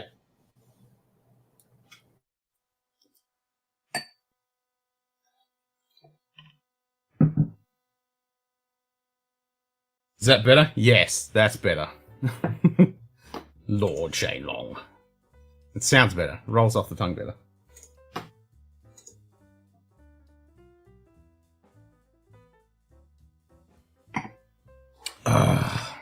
What'd you think of the helicopter flying around on Mars? Pretty fucking awesome, or what? Patron Tequila, red, black, good old JAD. Nice.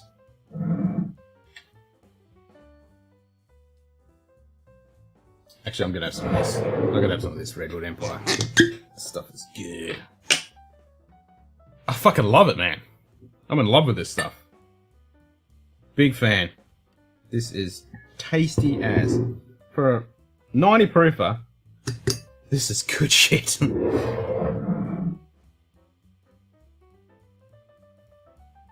Oh man, hell yeah. That was so cool when Perseverance had that little, stop animation almost of it taking off and hovering and then coming down. Oh, that was fucking wicked, man. Because that was all a big, I don't know. It was all, we don't know how this is going to go. And it worked really well. It's fucking awesome. Hell yeah. I mean, 1/3 of the Earth's gravity? I mean, atmosphere and shit. It's fucking insane. Yeah, this stuff is pretty damn tasty. I mean, normally I don't pour that big a pour, but for this, I'm going to.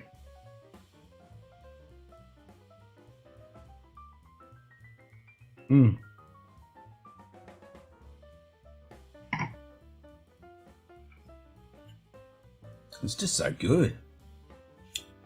Reminds me of like syrup on ice cream. It's just so delicious. Num num num num. It's not super sickly sweet like some bourbons can be, real sickly sweet, which I'm not too much of a fan of, but this is just the perfect amount of sweetness and fruitiness and decent mouthfeel. I mean, it would be nice if it was a bit high ABV. It's a little bit lacking in that sense, but man, fucking for what you get, it's fucking tasty stuff. I do like it. A very easy drink and full. Yeah, totally. It's one of those ones you could just happily sip on all day and just, not worry about it whatsoever. And it's just nice, pleasant. Fucking good drink. I like it.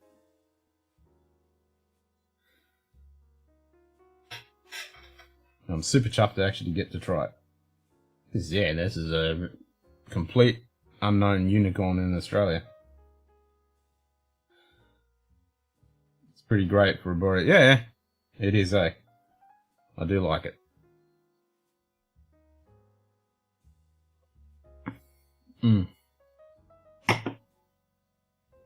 I gave the missus some. Well, it was like 3 o'clock in the afternoon. We were on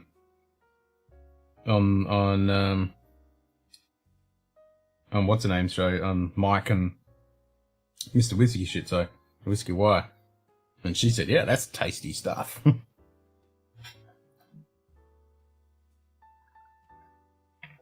I was like, I know, right?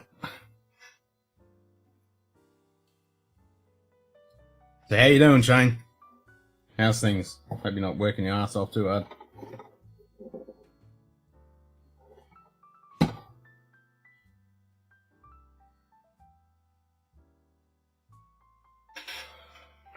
I'll put up the post for the Patreon only show tomorrow night. No, yeah, tomorrow night your time. I always mix that up. Tomorrow night your time. Tomorrow night my time. I'll probably do Whiskey Wednesday, and then 10 o'clock my time. 10 o'clock EST your time. It'll be the Patreon only donation show. And you're definitely invited because you donated the samples and shit for me.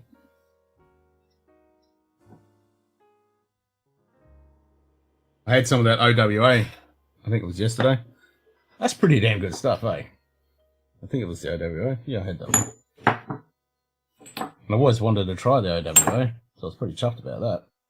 Yep, yeah, it was that one. Number 1. That was number 1, wasn't it? No, that was the Smooth Amber. No, number 2. Yeah, number 2 was the one I had. Duh. Because oh well, it's pretty fucking expensive here.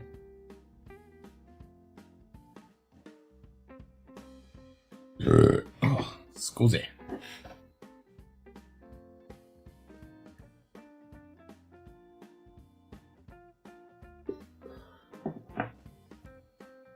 Well, this seems to be running quite a bit better on this, doing this way.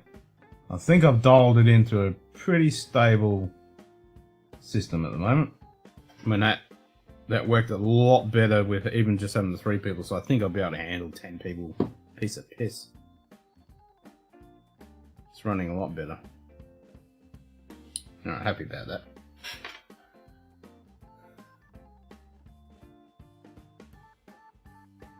Yeah, it's running a lot better. Cool! And it's good because when people come in on OBS, they see the whole stream that's going out instead of all individual windows, and there's less peer-to-peer connections. There's less load on everybody's connection.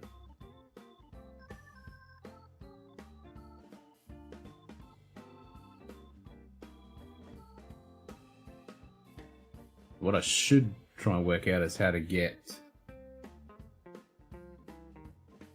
the team viewer, not use team viewer and get the actual video so that I can see it. Now, I need to try and work something out with that. That's something else to play with later on. I might be able to push it back to this machine, maybe. Fucking Sazerac allocation guy I deal with sucks. Hardly ever see Weller or Yash Taylor in my store. I mean, we can get the basic Weller and the basic Yash Taylor, but that's it. I need the basic stuff, and it's fucking expensive. It's like $250 just for a standard Weller. I think it is.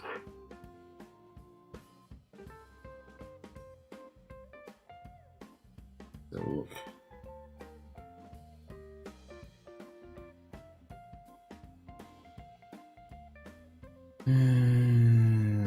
Should check that out later. God damn, I'm getting forced to put my bloody stuff over on OneDrive with the Google picture shit. I don't want fucking OneDrive. Fuck OneDrive. Oh shit. Thanks, Vin. Hopefully you can join us for the stream. I'll send you the details. Ah, my fucking thumb. God damn it. I had the cuticle bit, I had to pull it out, and it's fucking all swollen and sore and shit. $35.99 for 107 and $46.99 for hashtag. Yeah, fucking hell, that is cheap as, man. Compared to what I gotta pay. Let's have a look. I don't want that, go away. Where are we? I think it was $2.50 for a standard. Here you go, Weller 12. $260. And then just a small batch of EH Taylor, $385. And then yeah, Stag. Just a straight Stag, $350. It's fucking insane.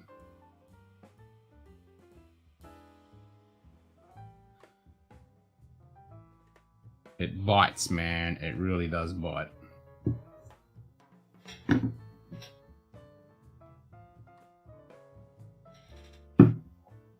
$50, $45. Fucking hell. Oh, Jesus Christ. That is a big bloody difference. I mean, $60 is like less than $100. Oh, it's about $100 Australian. And we're paying all that extra money on it.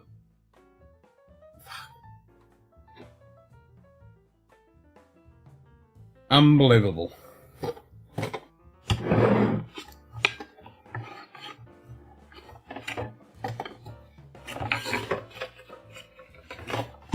And the 12 isn't that good, is it?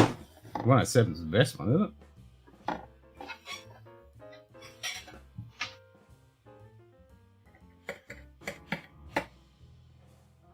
And I liked the 107. I don't know. I had no idea what the 12's like.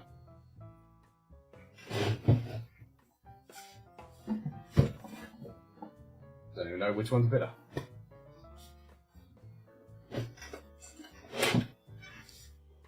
I can even round it up to $50. That's fucking bullshit.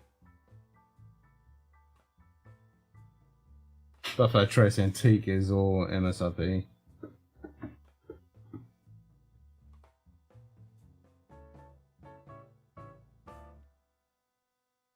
Yep, good old Australia. Majority we get shafted on. But then we do get stuff like the Buffalo Trace stuff. I mean, not Buffalo, Ruffles. We get that pretty decent price.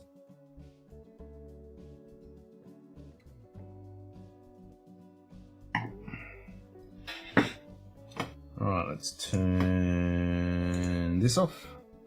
Since no one's in here.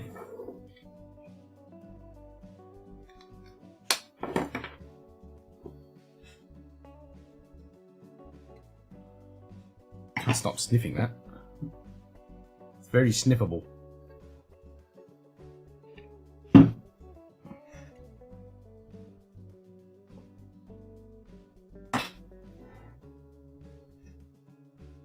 So what was that whiskey you were drinking the other day, Sampy? When you were drinking whiskey during the storm? What was that were you sipping on? Was it just D's or...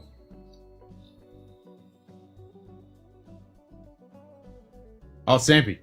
Speaking of JDs, we need to organise this right here.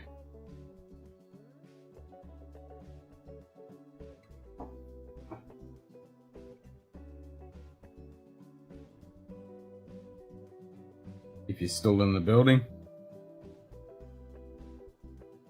need to talk about that.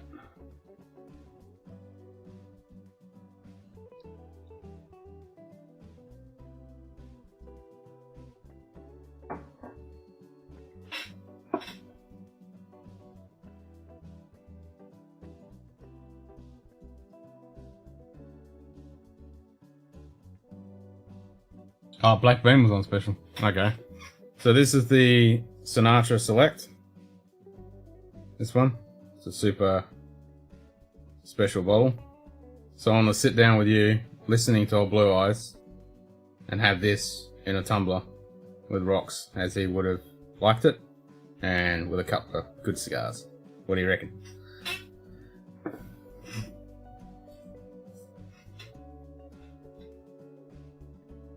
Usually Buffalo Trace. Yeah. We just get shafted on Buffalo Trace. I mean, seriously. Get yourself some of this, man. This pisses over Buffalo Trace.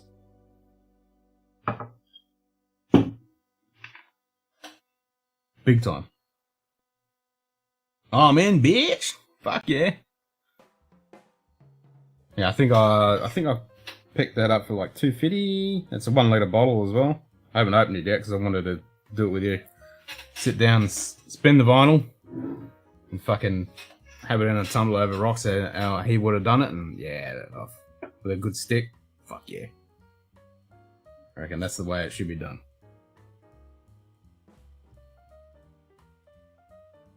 And there's a good little book in there, there's a story about it as well.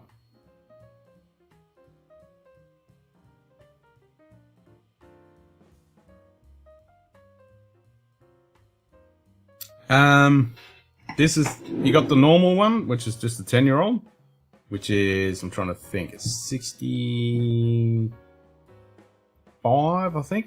This is the single barrel, which is about 75, 77. Worth every penny. It's 55%, 110 proof, and fucking good shit. Big fan. I like it. So we don't get shoved. This is exactly what they get in the States. Plus we do randomly get the store picks. It's, yeah. Because we get shafted with Buffalo Trace. With the ABV and the price. This, we don't. This is the one we do not get shafted on.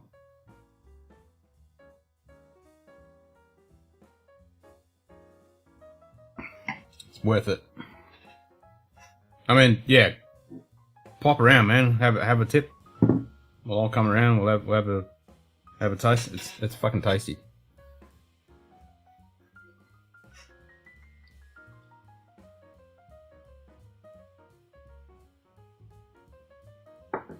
It's good stuff. I mean, I got Cliff on there. He likes it.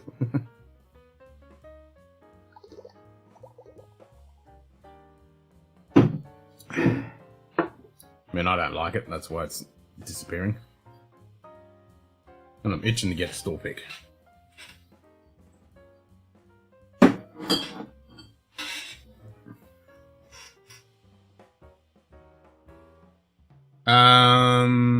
Celebrations has got it. Central. I haven't looked into the others. They should have it. The Celebrations got the both. They got the normal 10 and the single barrel.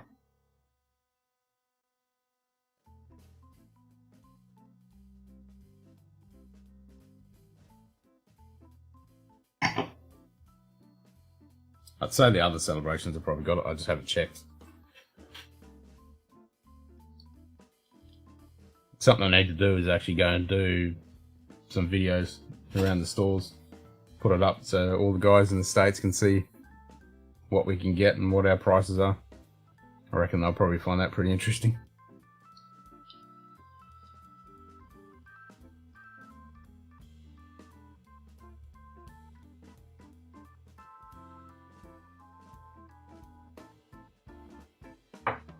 Jump on in, man. Just click on the link. So I can raise a glass.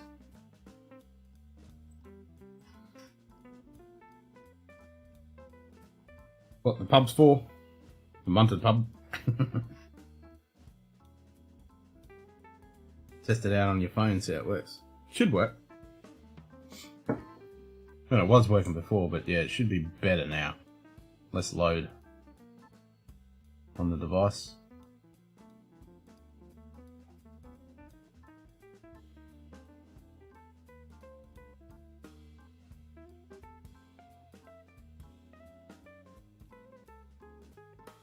This Redwood Empire. God damn. I like it.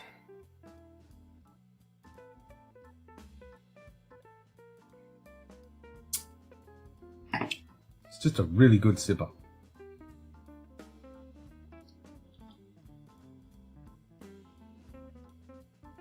I like the sweetness on this.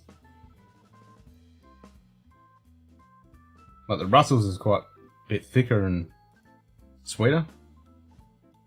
This is just, really good. Price of crazy overseas. South African wine is so cheap and amazing stuff. Yeah. I haven't had too much South African stuff.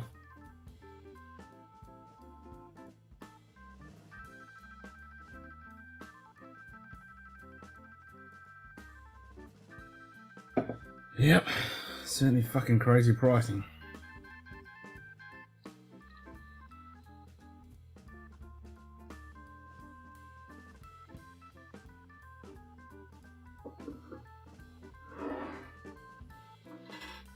Speaking of wine, I'm going to have something wine finished. Well, I started with the Taylor cake.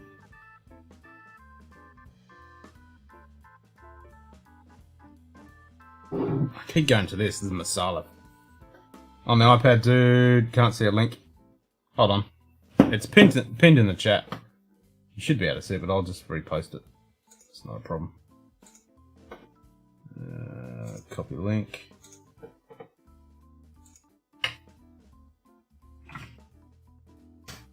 Yeah, just click on that sucker.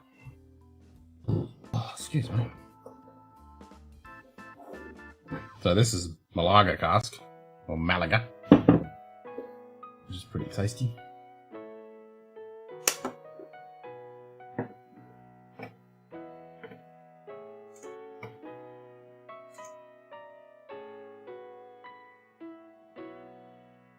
Make sure I've got sound.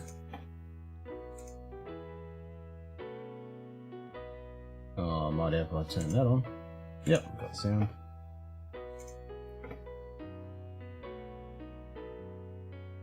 And I need to check the CPU usage on the desktop. Yep, that's just humming away quite happily. This machine is running quite a bit better than before. Yep, we're all good. It's all good.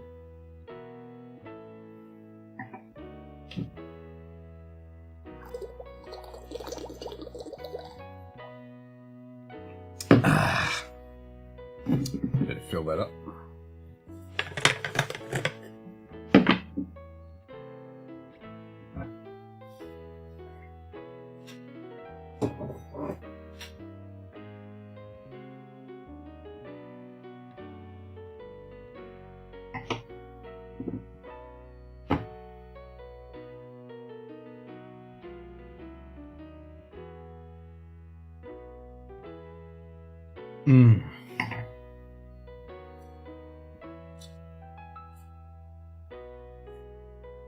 That was a lot more citrus on that. Lighter. That's it.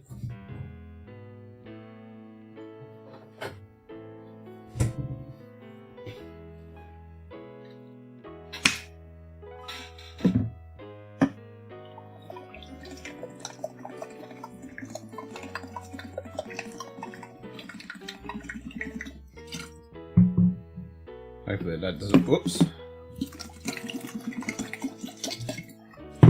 Hopefully that doesn't make anyone need to go to the loo.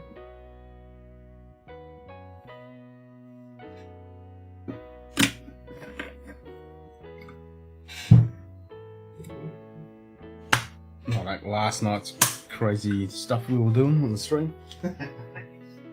That was a good stream last night.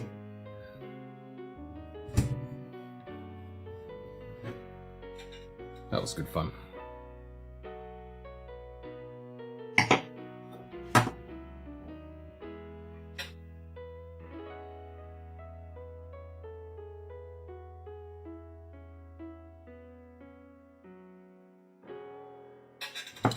That's right, you're on the big iPad too. That'd be cool to see if that works. It should do.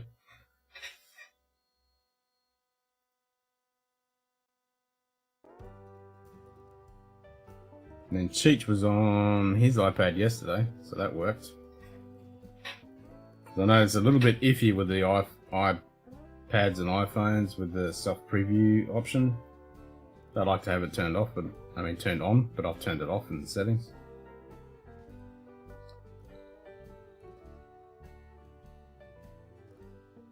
But he got it to work, so it should work.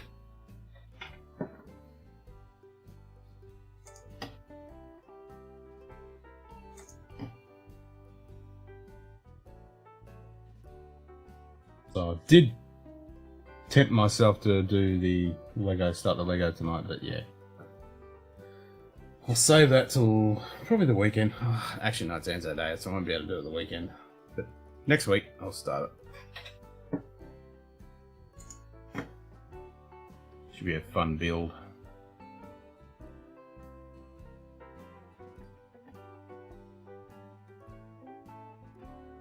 It should work. You should just be able to click on the link.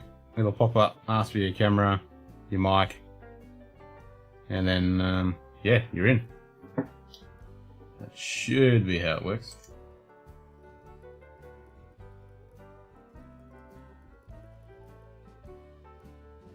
Sure, Vin's got the role of...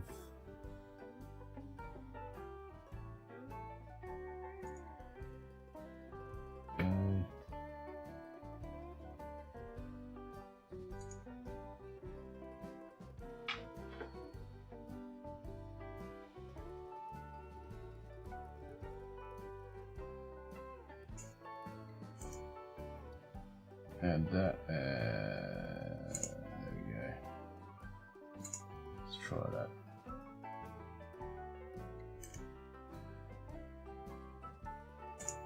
Don't know what it does with those rolls. So annoying.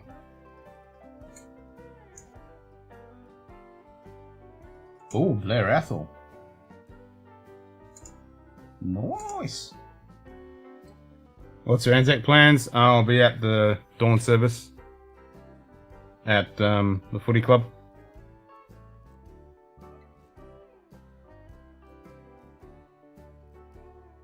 Discord? No, it shouldn't be Discord.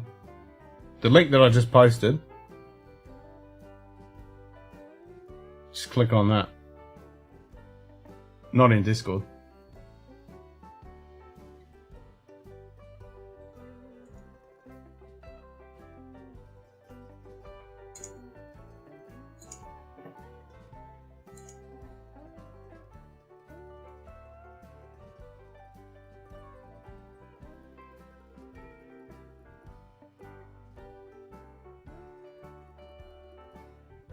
Yeah, I'll be at the dawn service, and we'll go back to the RSL after the dawn service is concluded.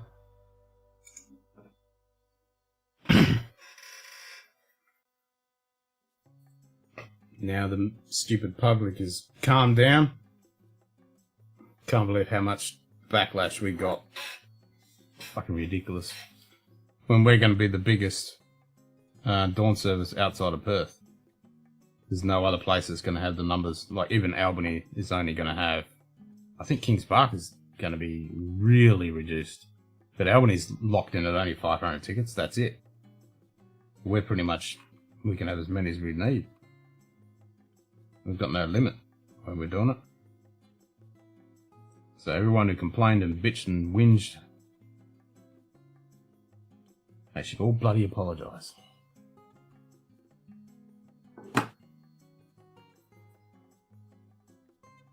That's people for you.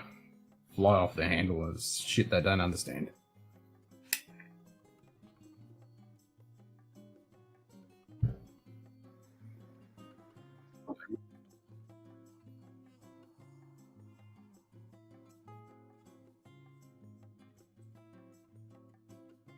Alright, gotcha. Now all you need to do is mute. Oh, you already done it? Mute the YouTube. Oh, fuck. What's going on, man? Just mute the YouTube. Mute the YouTube. How do I do that? Oh, no, that's it. We're all good. We're all good. That sounds good. We're fine. Yep, there's no echo Because now. you stopped talking on my machine up here. Oh, no, you paused. Alright, gotcha. Oh, no, fuck, he's back. Jesus Christ. What's going on? On YouTube. Look what's going on.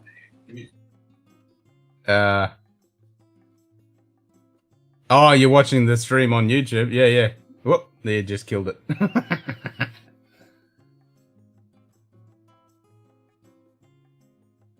Yeah, you just need to mute the YouTube stream. How did you get your iPad up on there? Because that had the 2 screens, did it? Oh no, that was the YouTube screen. Yeah, that would have been the 2 screens. Yeah. Yeah, just need to mute that.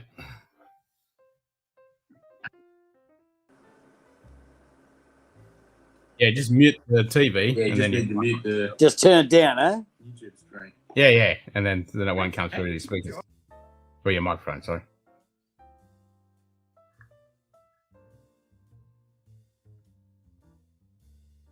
Oh, and he's out again. What the fuck's going on there?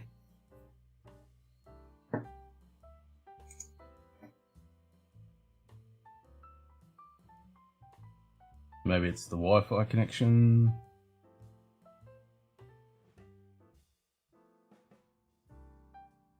Could be the Wi-Fi.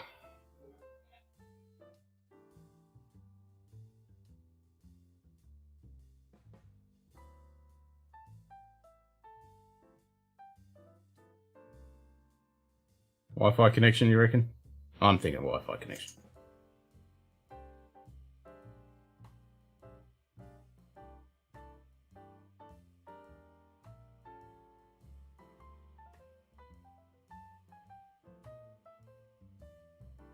Yeah, waiting for it to come through. Spinny. Pull that back out until I come try it again.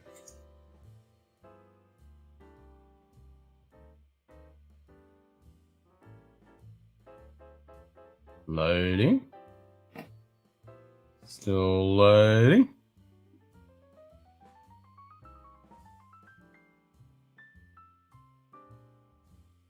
The Wi-Fi dodgy.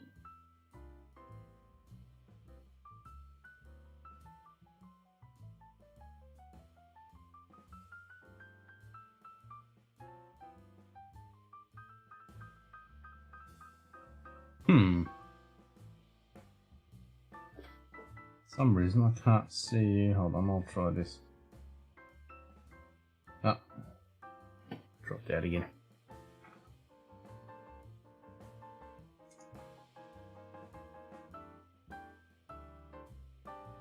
I'll try and refresh the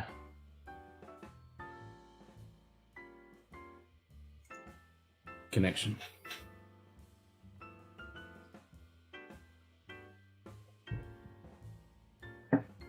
Right, let's try it again. There we go. That looks better. That came in straight up. Is it the Wi-Fi? Could be the Wi-Fi.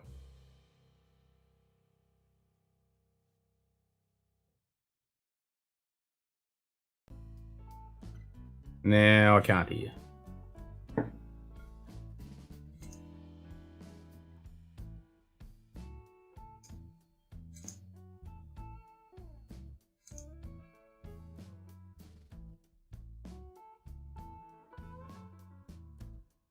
Got no sound now. Can you hear me? And it's out again. Bloody Apple products. It's always people have seemed to have issues with the Apple stuff. Don't know why. Bloody Apple ecosystem. It's shit.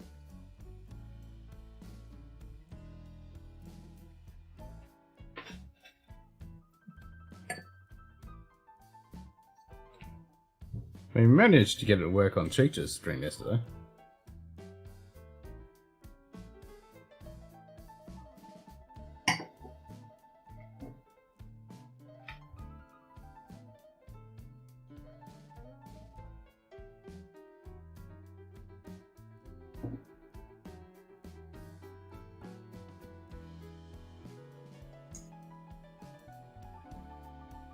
Yeah, it's not my end.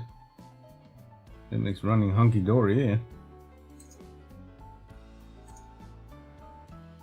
Yep. All good.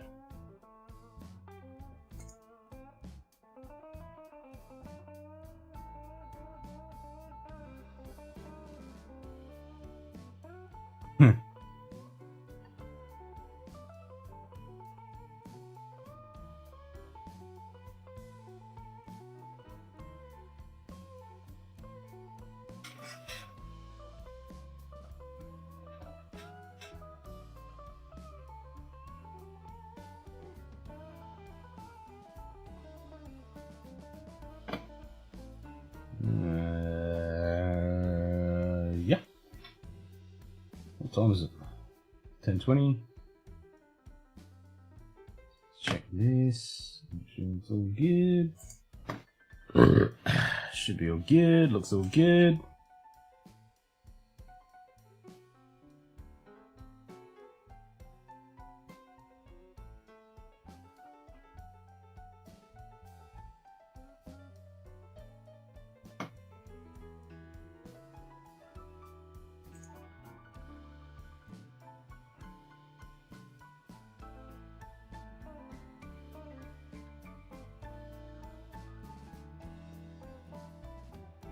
Yep, that's all working.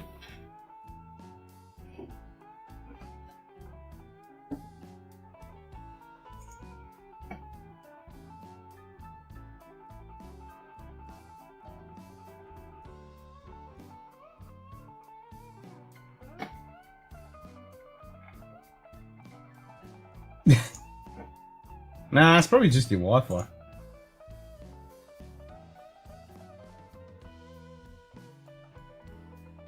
I mean, it did work when you first came in. Just try it again.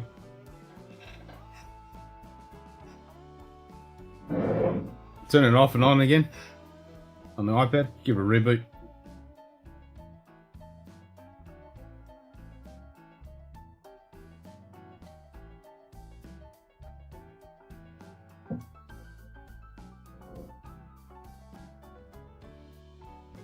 Fucking hell, it was fucking funny last night when we were talking about stroking the bottles and all that shit. That was a funny ass stream.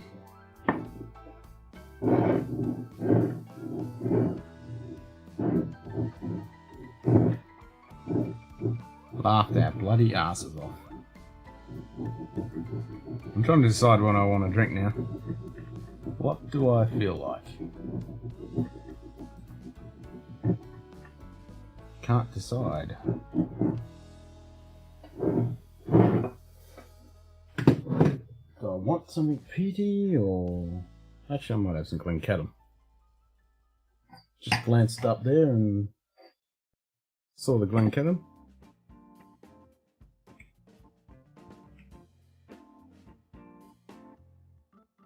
Or I could have some Craigellachie.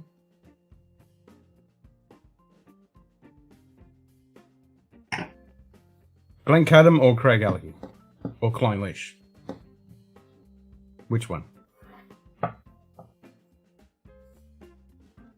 Glencadam 10, Craigellachie 13, or the Clynelish 14. Or some Strathmore?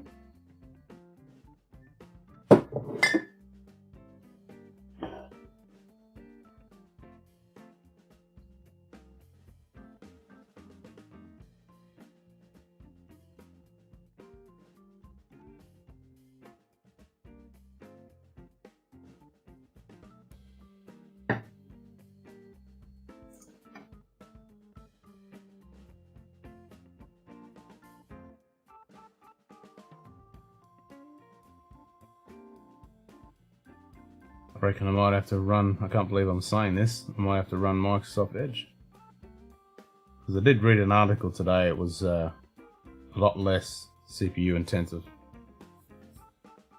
I thought, oh, I'll give it a try. It seems to be running quite a bit better than Chrome. So maybe I'll just go with that. Can't believe I got to do that.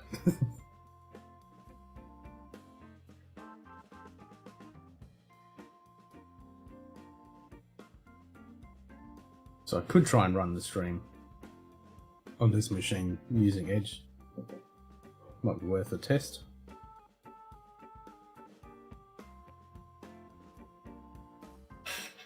I mean, saying that, it's still just running the one tab, one browser. Well, I got two actually, because I got one for the bot and one for this. And it's hovering anything between 60 and 80%. It's just fluctuating around. A full CPU load, but the actual Edge is around 20%.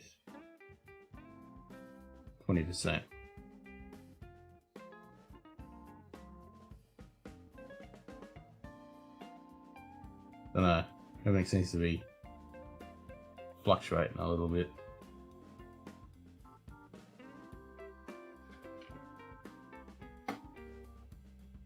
It's a lot less intensive than what I was doing before anyway.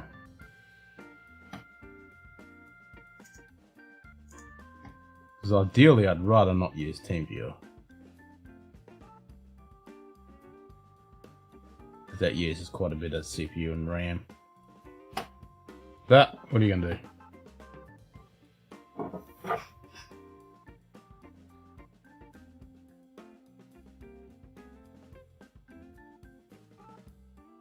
So no suggestions?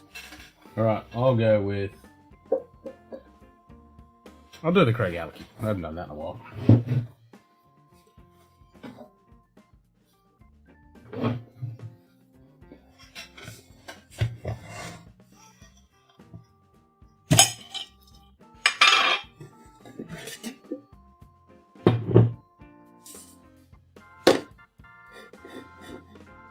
Something we need to review as well.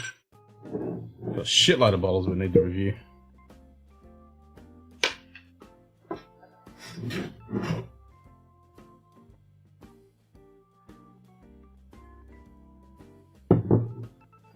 No.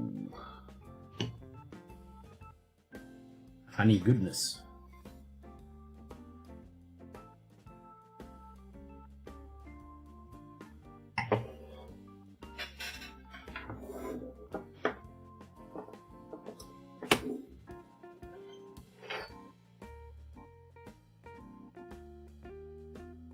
Smells pretty good.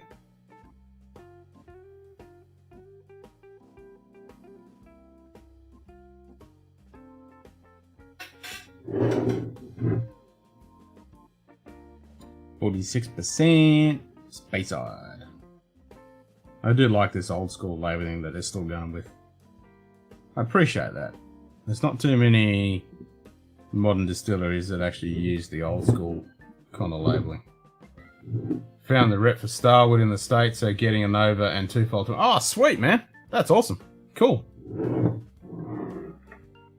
Oh, good stuff. Yeah, I thought once you'd find the rep, you'd be able to get hooked up pretty easy. Because they're definitely actively pushing out to the States, that's for sure.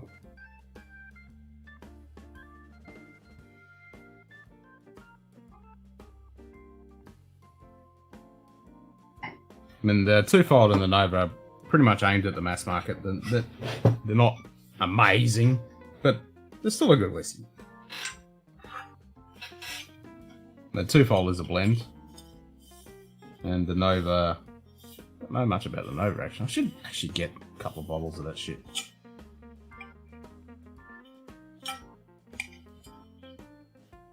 Because I don't mind that mesquite. That's pretty tasty stuff. Pretty iconic.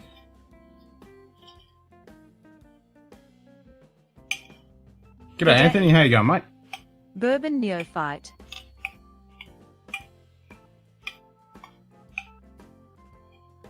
How's things in Vegas land?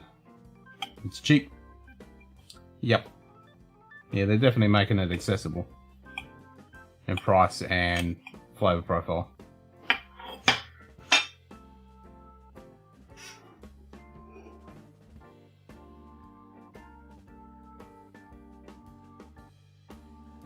Get some coffee? Nice.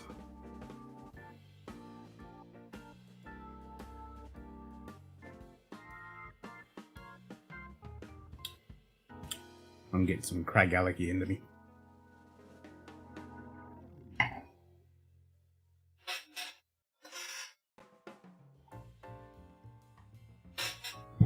And some water. Gotta have the water.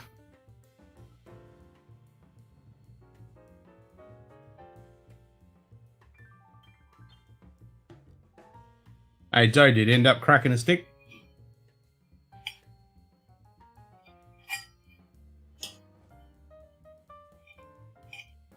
Can't wait till Friday.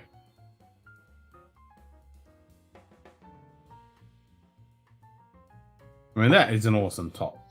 Look at the tin. I mean, look at that. How cool is that? Look at that. That's pretty sexy. Gotta appreciate that.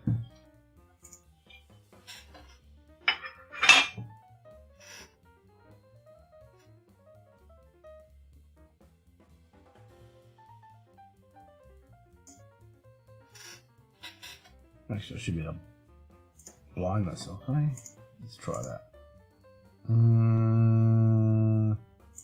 One guess.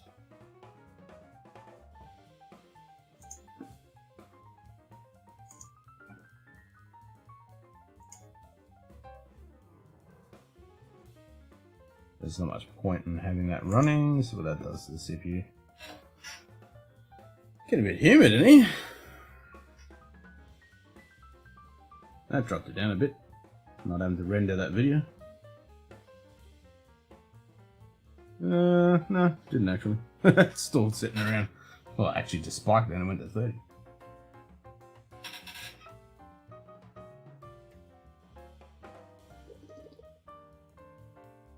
So I got no idea what cigar I'll be smoking Friday. Whatever it is, I'm looking forward to it.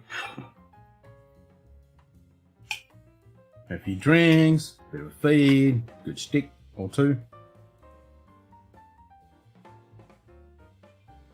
Good.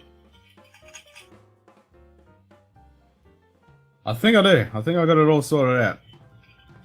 It's running a lot more stable than last night. I'm actually using Microsoft Edge. Makes me wanna. You're fading? Why are you fading, man? I had a look at the whiskey point you just put in Discord. That Blair Athol. I'm like, ooh, that's some sexy stuff.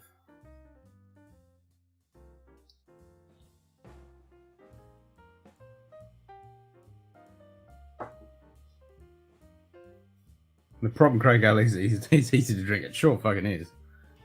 It's very easy to drink.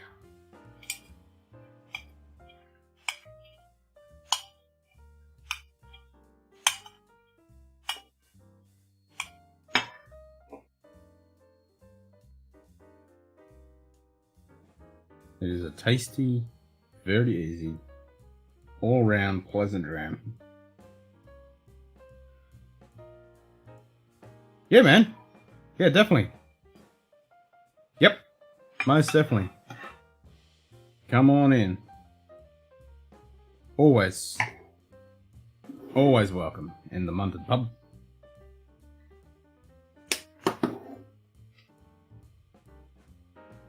It means I don't have to talk to myself.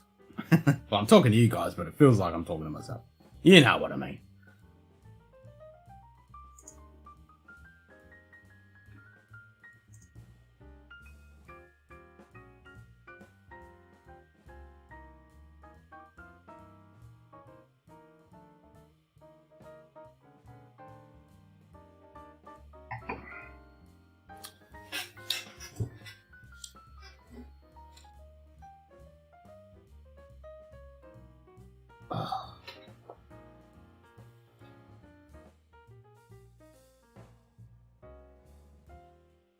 I ended up staying up till like 4 o'clock in the morning this morning. G'day. Ben Demon Hunter. So I got 4 hours sleep. Hey Ben, how you doing, mate? What's happened to the Oh, there it is.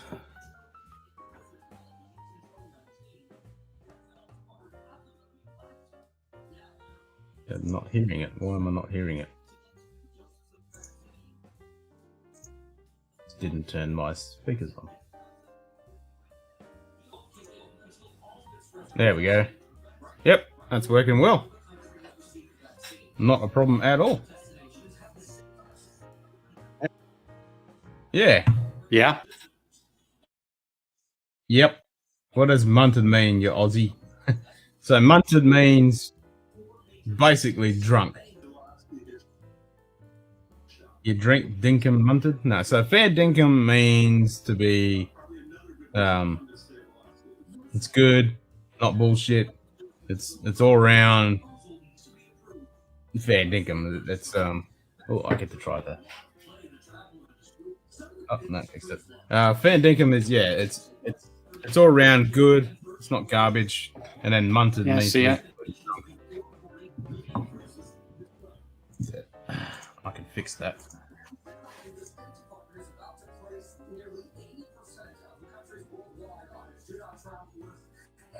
There we go. Doesn't make sense. I checked my speeds and,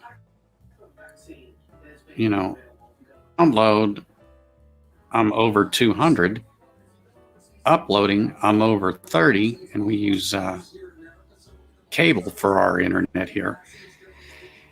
And I just don't know why there's this lag. Well, it's not lagging now.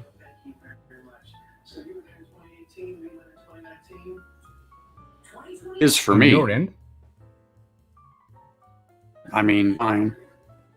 Oh, okay. Oh, I see. Yeah, you are lagging. The You next are step lagging a bit. Yeah. Okay. Yeah. is to get a. Good day. Aaron Hardiman.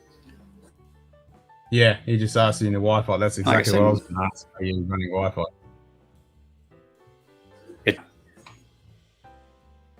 What's the Wi-Fi? If you're running on, are you on Wi-Fi?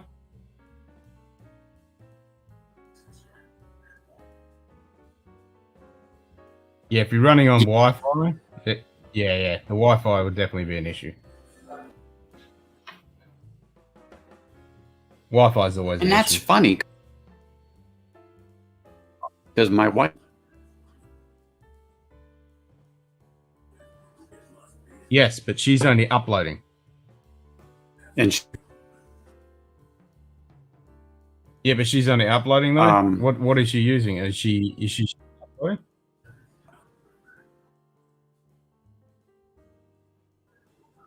you know, I can't exactly.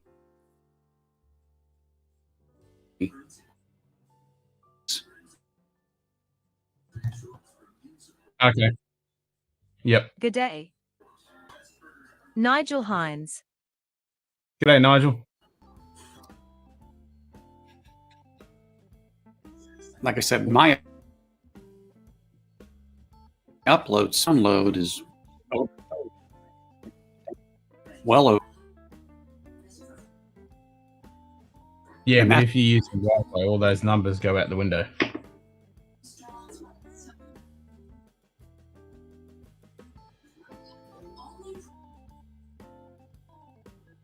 Yeah, they do. But what's fun?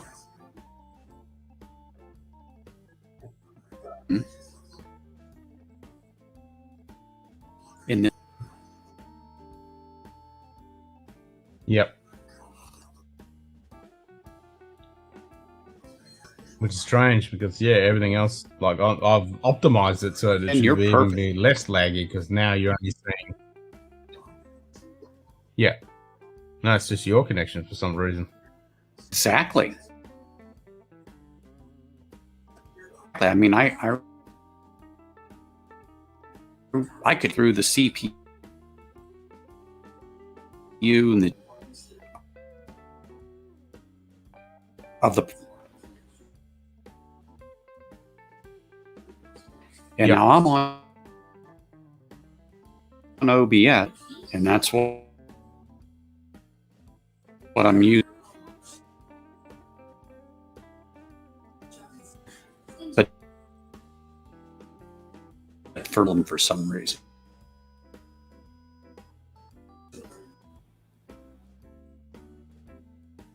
Okay. So you're using OBS to spit out the feed as a virtual camera into OBS Ninja? Or you mean OBS Ninja? Yeah. I went to you posted a link. I saw maybe 5 days ago. And uses it. Yep. It's better platform downhill.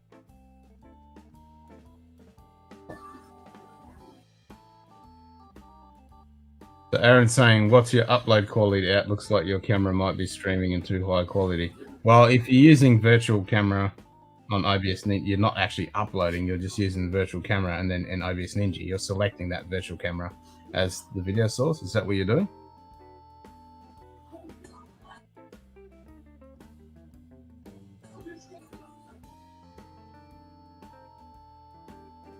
My 60D, but yep. What you told, Good day. Yep. I couldn't believe Yeah. I forgot that. Oh, it's an easy thing to forget. I mean, I've done it. It's an Yeah. easy thing because the camera is typically set up. It's just like just G'day, Cheech. Yeah. exactly. So it just doesn't. It will go. Hook up. See. Just going to go right into the moment. My wife said, "Hey." Yeah. So latest and greatest get to have 900 load and at least Yeah. No, I think that'd be the first. so then when try instead of running on the Wi-Fi, I'll Right. plug it into Ethernet and see how well that does.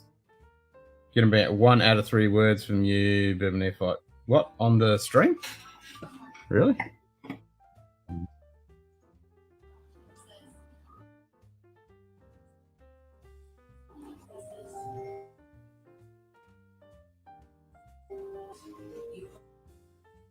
All right, say something, Anthony.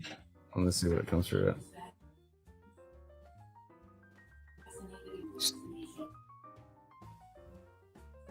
can you hear me now? Yeah, I can hear you.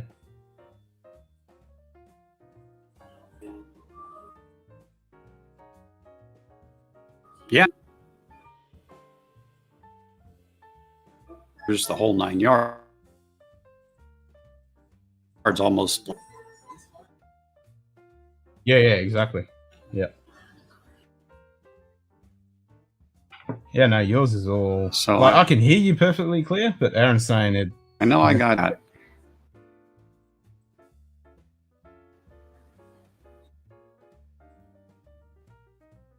Oh, okay. So even on the stream, it's sort of cutting out for everybody on the stream, even though it's not cutting out on OBS Ninja. So it's cutting out for the stream as well. Okay. Yeah. I'm gonna back things here, and I'll. All right. Well, this is what I needed. Well, I would definitely get the Ethernet plugged in, yeah, and then try that. And then if it's not, because the Wi-Fi, you never want to try and use Wi-Fi if you're going to try and do streaming, because it's just fraught with danger. Always try and get the Ethernet plugged in, and then from there, if you're still having issues, then we can dial in different settings and stuff to reduce it. It shouldn't be like this, because OBS Ninja is pretty smart in the way that it works, and actually the peer-to-peer connection, and it should be better from what it was before, because I've reduced the bandwidth load that's happening for everybody who's actually streaming to me, and then everybody is streaming back. So if it was like 10 people in here, it's not having a one-to-one connection between every single person. It's pretty much everybody is just bringing a feed into me, and then I'm bringing out one feed to everyone, instead of you're bringing a feed in to everybody and a feed from everybody else is going back to you. So it's a lot less bandwidth going in and out. So it should be better.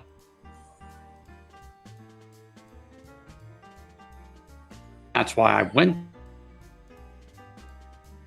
to this. Wow, this is a pop off because I want to annoy. Yep. saying tomorrow. Yep, Ethernet cable would be number one.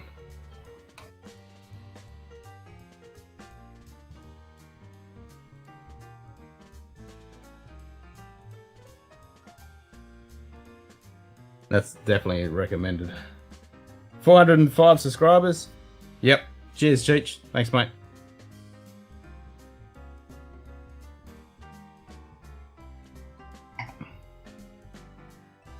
Where's my case? Actually, I need to check how much battery I got on this. Where's my little Duvalaki thingamajig? I've never even hooked these up to the phone. I didn't buy them for the phone.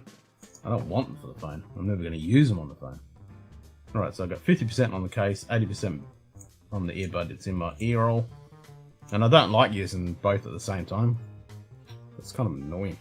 I like to have normal sound.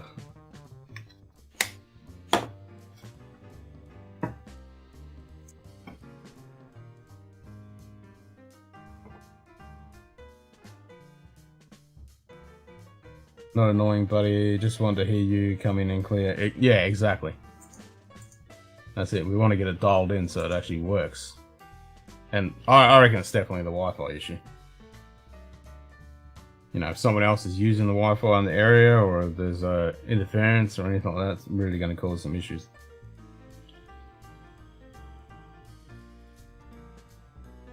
Because as you say, you upload and download is oodles amount of bandwidth. You've got a shitload of bandwidth. So that Ethernet is definitely what I'd be plugging straight into. I mean, I'm running Ethernet through a hub because this stupid laptop doesn't even have an Ethernet port, which really shits me about modern day laptops. It's fine if you're just surfing the web, but if you try and do anything else, it really annoys me that they don't have a dedicated Ethernet port. About 8 foot from the router. Yeah, well, I'm running a freaking long cable to the bloody switch.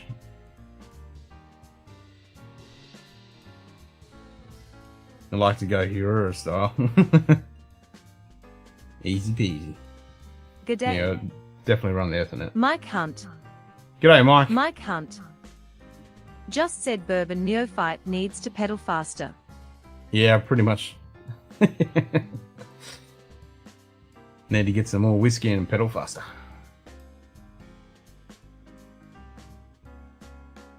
Yeah, I've never been a fan of Wi-Fi anything, to be honest. I don't use Wi-Fi mice, I don't use Wi-Fi keyboards. They just cause issues.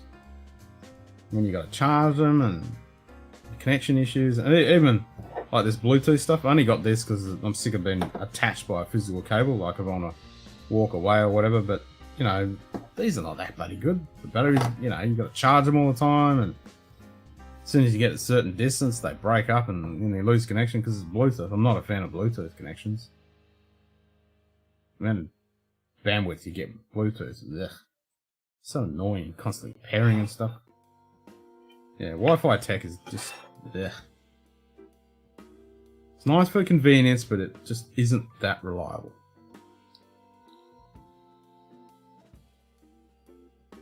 Which makes sense. I mean, you're trying to send packets of data through air.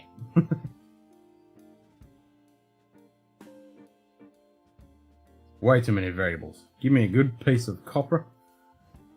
Send those electrons through that bit of wire. Or even better, fiber. Tool of the devil. Yeah, well, we pretty much made it accessible in the world. I can't remember that famous person who actually made it. Yeah, Craig Alley 13. Yeah, it sure is. I'm fucking enjoying it. I can't remember her name. She's the one who pretty much invented it. She was actually an actress as well, and she pretty much invented the technology for Wi-Fi. But it was Cecilia Thoreau here in Australia who made Wi-Fi the actual the thing that it is today. And it was a side thing from, I can't remember what the scientist he was actually doing. He was doing some other thing, and it came about that he discovered how to actually make the Wi-Fi work. Gonna get about a 25, 30 foot cable today. Screw this shit. Yeah, well, you want to see the pile of cable I've got sitting on over the floor from having exactly that. Having this cable run over from my Switch. Wi-Fi is shite. Yep. Yeah, Wi-Fi is shite. It is. It's a pain in the ass. And the Australian government didn't think it was investing. Yeah, and now look at it. It's crazy, isn't it? Absolutely crazy.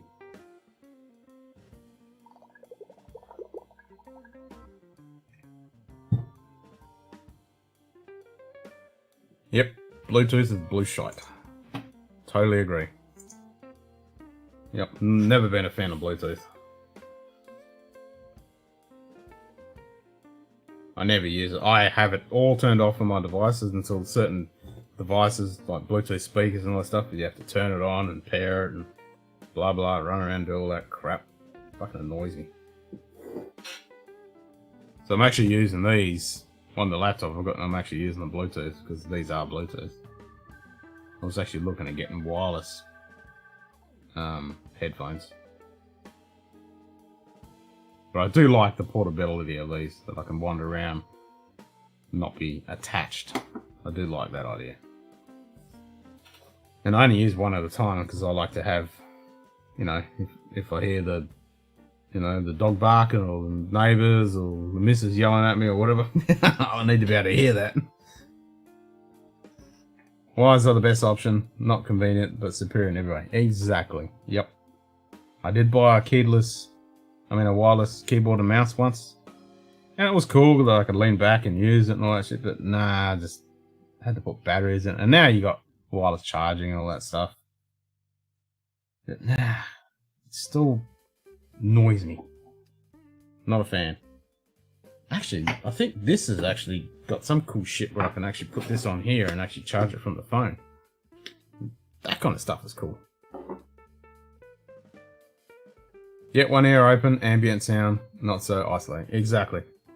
Yeah, I'm not a fan of, if I'm doing this streaming stuff, I like to feel like I'm still here instead of locked in. Hearing my own stupid voice. Even when I use my headset, and that's not wireless, when I use my headset on my other machine, I still only have one ear covered. So I can hear everything else. Because I need to, you know. I need to be able to hear if my phone's going to ring and all that jazz.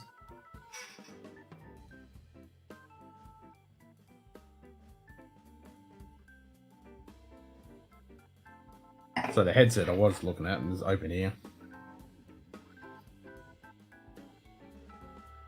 I mean, the other exceptions, if I'm using my VR, I like to be fully immersed then.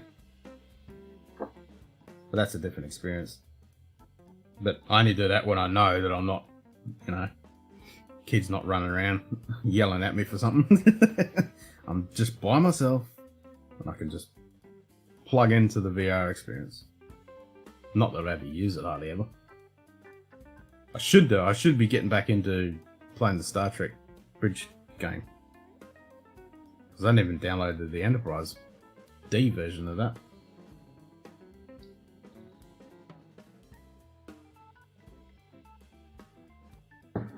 That'd be fun. I know there's a few of us in the Whiskey Trek that have got it. And now you can play it on your PC, so all the people that don't have VR can play it on the PC and play along. So I reckon that'd be awesome fun. We need to do that. Beat Saber? Yeah, I never got into Beat Saber. I've never even bothered trying it. It would be good though, but my space is... I usually just sit down because I haven't got enough space to move around. When I get my house, whenever that happens, I will be setting up a VR spot.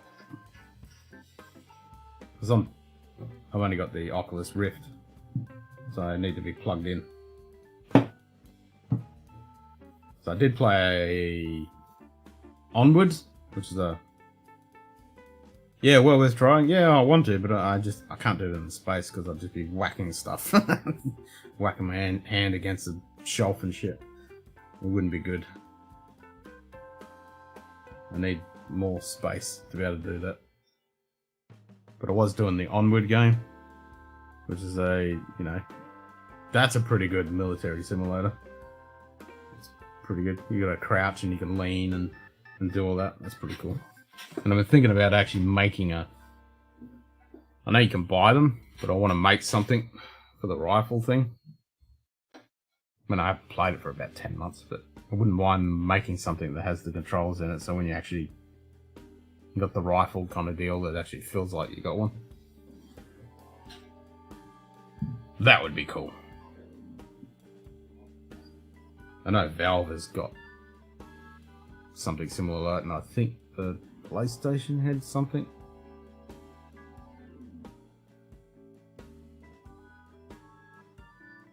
Vive Elite is great, yep. So you played it a bit. You should get the Star Trek game on there. And then we can play it. That'd be awesome fun.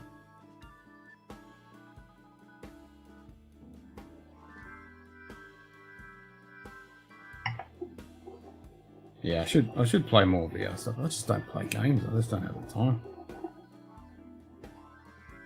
Yeah, Ben. Alright, man. Cheers.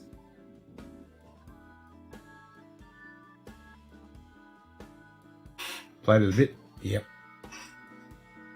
Yeah, we should organise the time and just do the Star Trek. Have a go at the Star Trek game. That'd be fun.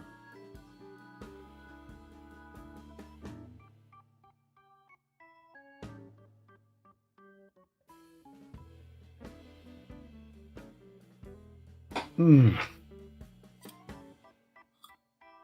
That's a tasty dream. Actually, it's the second game of... I'm trying to remember the bloody name of it now.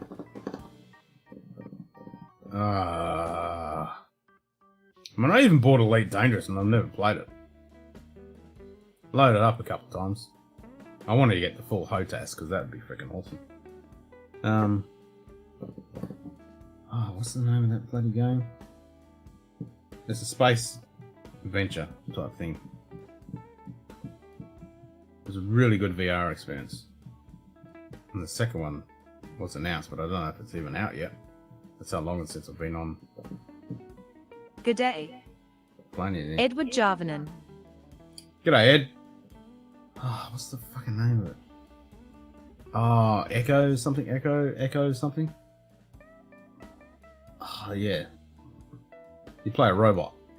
Really cool hand presence and stuff. Wicked game. Really immersive.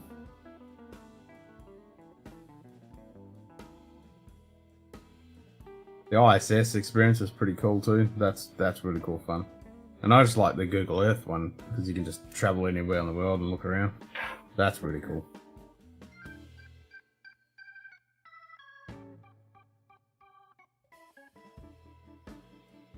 Lone Echo? That sounds it. That sounds about right. Lone Echo. I think that's it.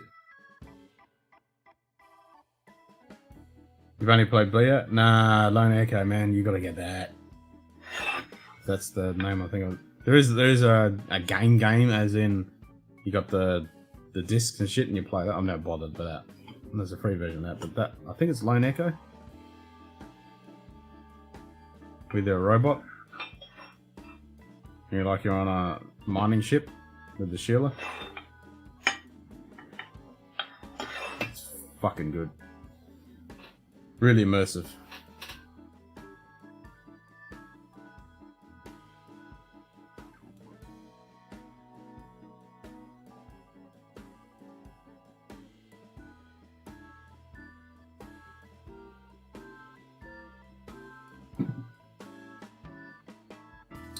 Yep, it'll be good when VR gets really, really high def and great resolution, frame rate and stuff. Man, that's going to be so cool.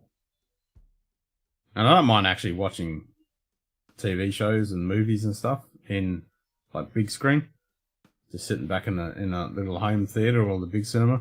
That's pretty cool when you can go in and watch movies and stuff with other people. That's pretty good fun. So you get that full cinema experience.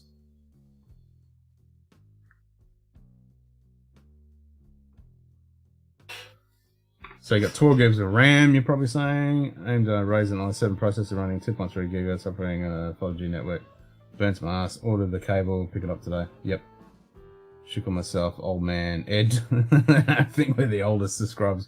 You probably are.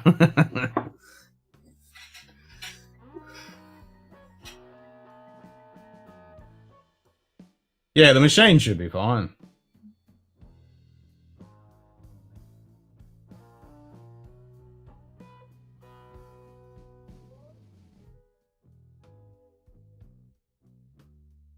AMD Ryzen i7, yeah, it's not an i7, it's an AMD Ryzen of some sort.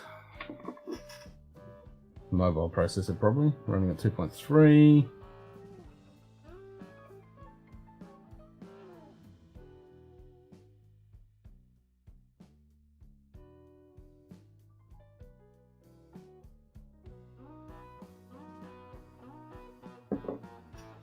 Yeah, but definitely we'll work it out with the Ethernet. That's the way to go. Get rid of that variable of the frickin' Wi-Fi network. And if that doesn't cause it, fix it, then we know there's something else inherently. I mean, you could have been downloading a frickin' Windows update for all we know. That will certainly chew up your bandwidth. Fingers and keys, yeah, I certainly have the fumble finger problem. I'm very good at fumble fingers.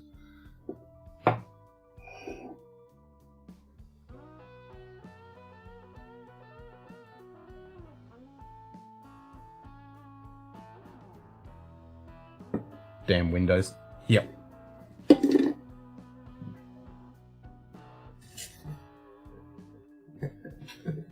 Yeah, bloody Windows.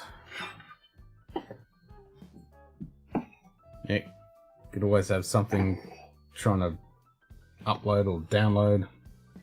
Oh man, the updates give me the shits. Especially on my main machine, because I mean, I'm running on an SSD and everything like that, and it doesn't take too much to reboot the thing, but I have so many tabs and windows and programs because I need it for my IT shit. So it takes me bloody quite a bit to get it all back up and running again. It shits me every time I got to reboot to set it all up again, because it's on 24/7. I never turn the thing off.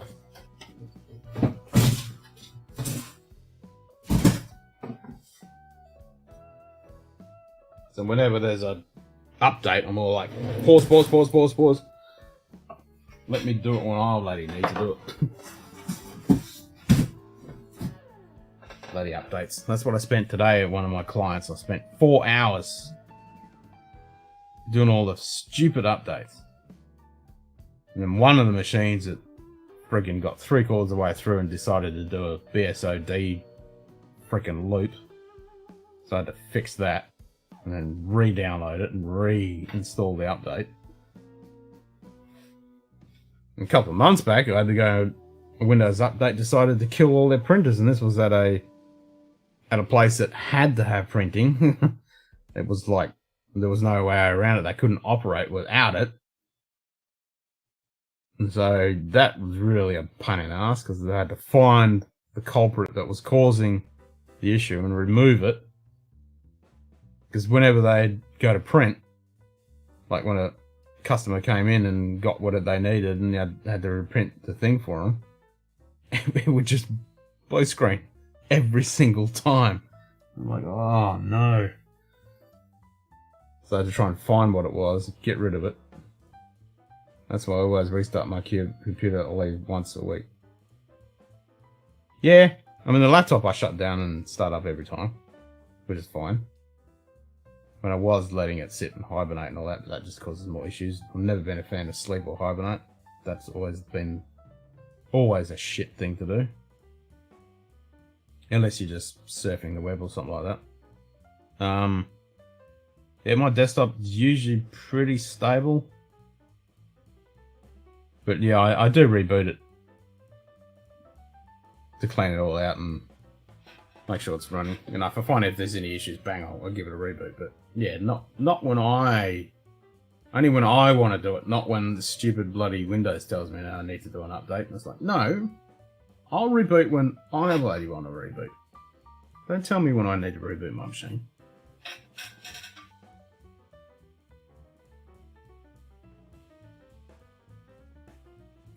I must admit, the latest couple of versions are a lot more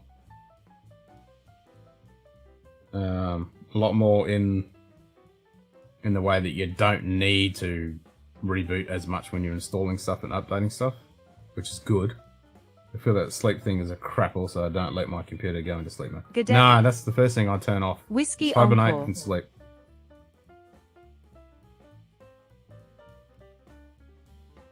Oh, is he? Is it an update on the craziness? I'll have to catch that. Ordered a few goodies in the last couple of days. Keep an eye on them and pick on my grandmother. Some good deals come along. Nice. You're the man for the deals. Yeah. I'll reboot when I'm bloody ready. Exactly.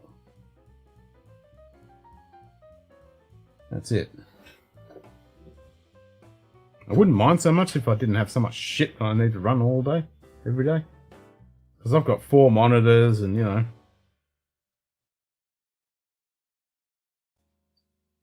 4 monitors, 2 browsers, all running with multiple windows with hundreds of tabs.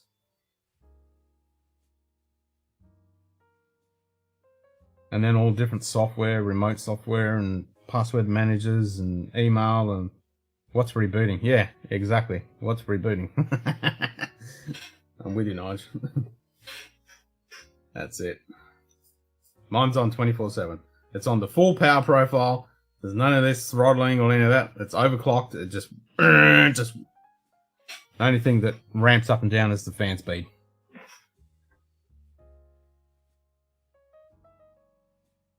The Almaty Lee versus Spirits of the Apocalypse. Oh, cool. I'll have to catch that later.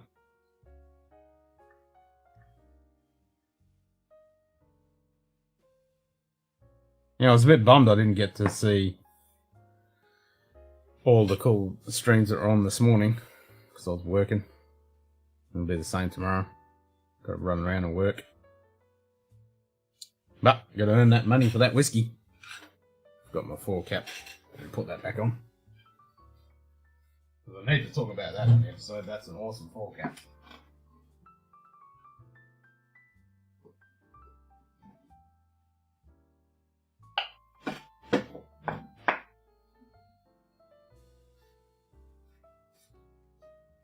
Alright, let's have some quiet leash.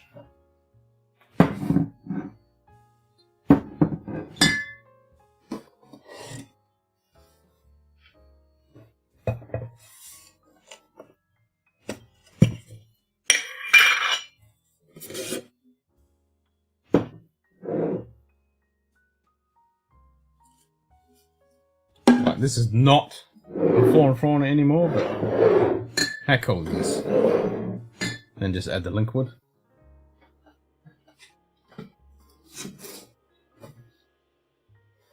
I've pretty much got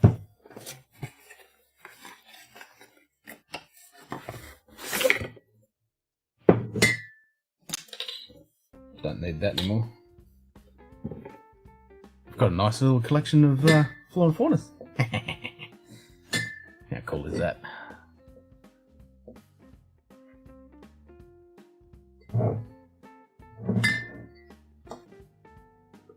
So I've only got 1 client leash. I've only got 1 strap. I'll do another bottle of the Del Ewan, and I do have 1 more bottle of the Linkwood coming. Did you see Vin release these 2 whiskeys? Shame it cost too much to get. Yeah, yep, I certainly did. Vin was in here earlier. He reckons it's been pretty crazy. I did ask him to pop in, but he's busy. He's at work and stuff. So it would have been cool him talking about him. Yeah, it's super cool, eh?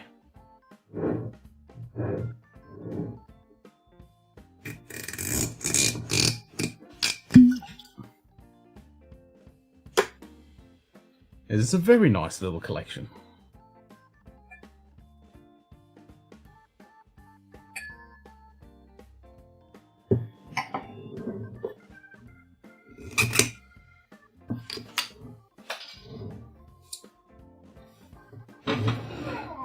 That's a long way now.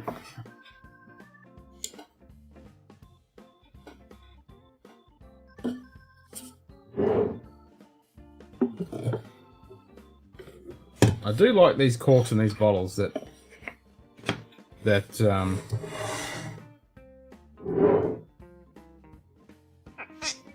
They've all got that nice squeaky tight. That one's not squeaking. This one should squeak. Yeah, that one squeaks. It's the same with a lot of the Diageo. They're all the same they're all the same bottles, same corks, and they're all Flora and Faunas. Yes, very sexy collection of Flora and Faunas.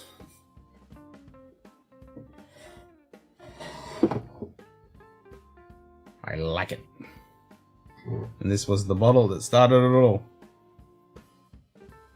And that's the cork pop that comes up in the beginning of every intro and on the episodes.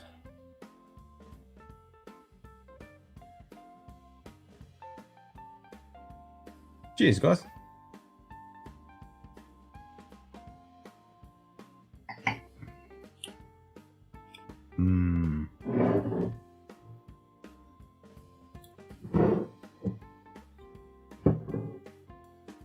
Good prices on Vin's whiskey, especially considering it's only 100 bottles of each. Oh, really? It's only $100. I mean, 100 bottles. Wow.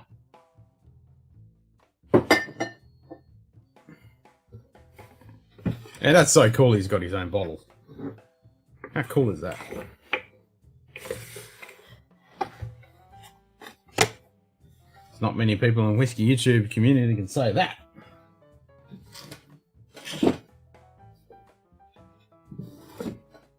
Have your own bottling.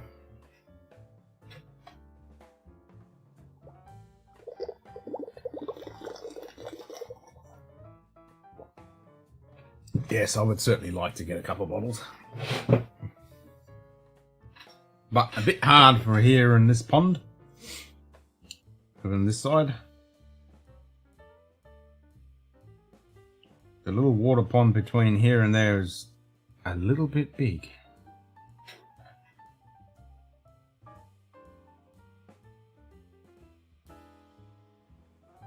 What are you sipping on, Ed?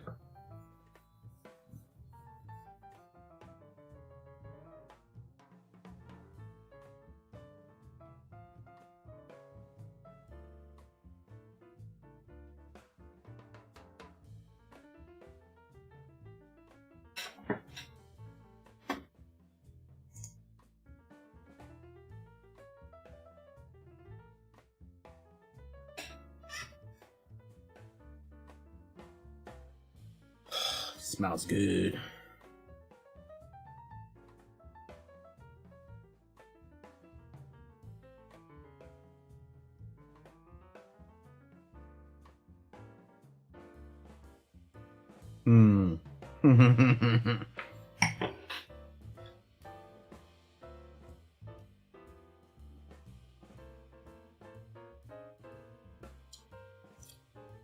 Oh, that's a tasty dram.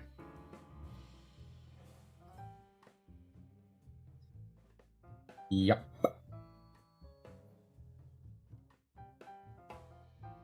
Can't go wrong with a Clonwish, man.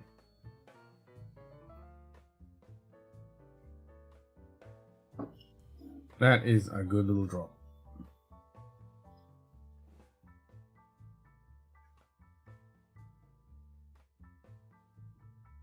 Solid dram.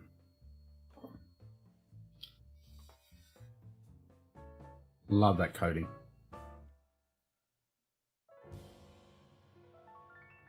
Yep, that's a winner. Glen Murray, 12. Nice. Trying to kill bottles. It's like, it is. It is. I actually don't mind that 12. It's not bad. It's a good, real typical space either, that one. Got a bottle sitting right there.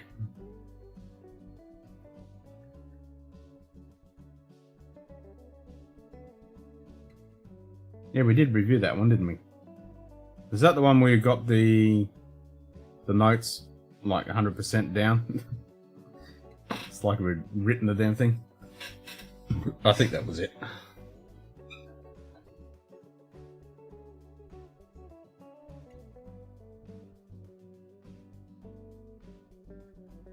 Yeah, it's not a bad bottle, the old Murray.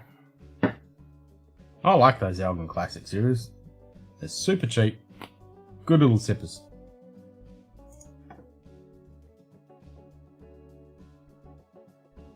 And I started last night on the port one. And I need to get a bottle of that. The peated one. Just another bottle to add to the collection.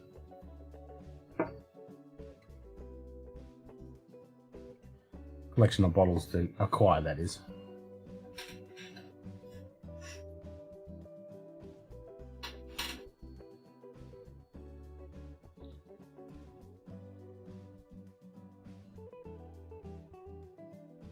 Fine during the week. I want things that don't challenge. Yeah, I get that. Yeah, I want to get that sherry because that's one I haven't had yet. I want to try that. I've heard that's pretty damn good, and obviously that Chardonnay one, but. G'day. Live wire whiskey. G'day, Mike.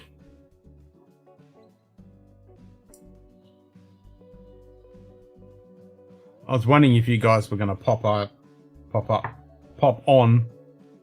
after not Bobby's stream, Witchy Crusader stream. Well, I was bummed out. I had to work this morning. I missed out on Bobby's stream because it was his birthday, and then it was Will's stream on Witchy Crusaders. But I caught the end of it. Caught the end of Will's birthday bash. And then I rewatched Bobby and Sam with Chris from HBR and who else was on? Oh, what's his name? The Wrench. And then I did a pickle fucking thing. Drinking the pickle juice. Yeah.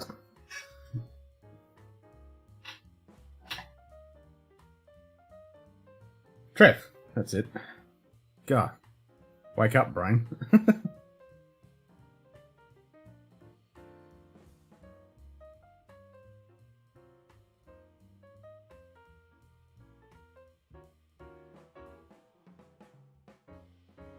Alright, Mike, you're going to pop on for a bit? And Ed, you're going to pop on for a bit? And I'll kill it in half an hour? And I'll try and get to bed early.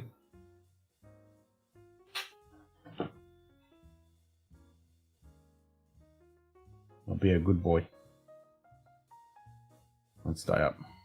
Too late. I'll probably stay up for another hour after I kill it. I want to finish watching the first episode of Lego Masters, Season 3, Australian version.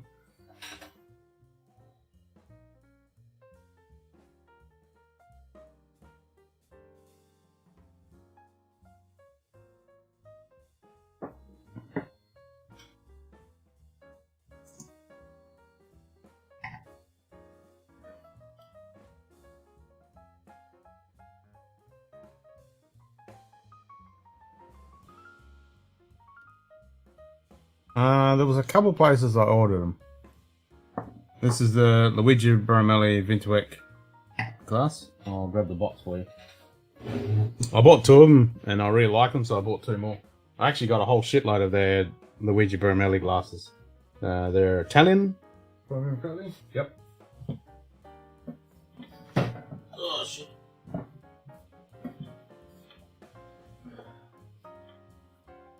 So I really like their glassware. So I got one of their tumblers. So I got a set of these. This is what me and the missus use when we might have cocktails and stuff. And then I got their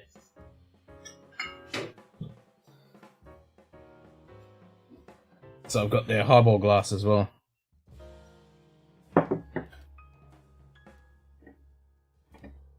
Oh, it is Adam. I was thinking as like when you popped in, I'm like, maybe it is Adam because normally, or should I say, Mr. Shits? Where are we? Yeah, so I'll go to bed a little bit early. Don't know what I normally do. So this is them. Spin that around. There we go. It's the Regi Barmally Vintuek. Something or other, something or other. It's got another fucking name. So yeah, they're the titanium reinforced. They're fucking great glasses though, and they're really got a nice note. So they're pretty much almost like a crystal, and then like they even talk about the sound, and you can put them in for how many 10,000 bloody, or was it 4,000 industrial cycles and all that kind of jazz. High sensory and lead-free crystal glass. Yeah, they're quite nice. That's what you're chasing? Yeah. Good day. I can't remember the place I actually Donald bought them Drams. from. G'day, Don. How you going, mate? Actually, where's that camera?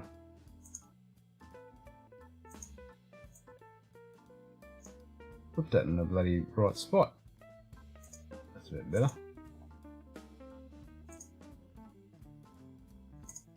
Yeah, they're a good glass. I do like them.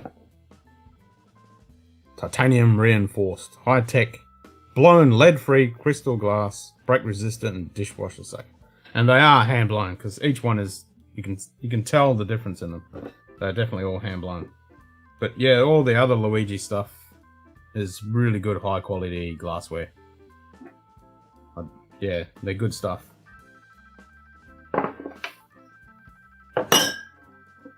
Definitely recommend them. They're a little bit pricey, but not too bad. But worth it. I'll fall in love with this glass. I do like it. And it's funny because when you spin it around, you can see it's been hand blown. It's not perfectly round. Actually, I probably can show you that.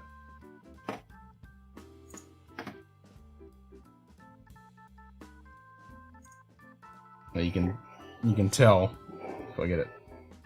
There we go. When you spin it around, you can see it's actually not perfectly round. It's got a wobble in it.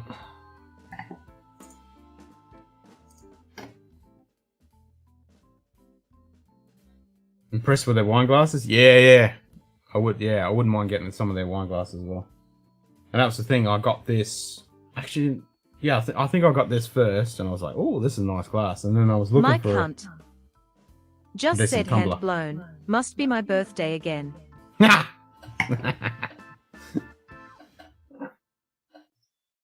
so yeah, me and the missus were like, oh, let's get some of their other stuff. Yeah, they're good glasses. And they're all the same, they're all lead-free, crystal glass, you know. I mean, listen to that. For a highball, that's pretty damn impressive for a highball glass. And probably the tumbler would probably even do the same thing.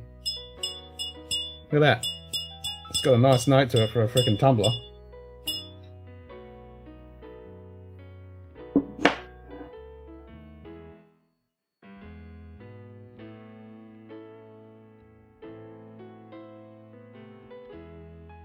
And I'll blame Simon for hooking me onto this because he always talking about using the stem glass, and I tried it and I went, look, I've been using it ever since.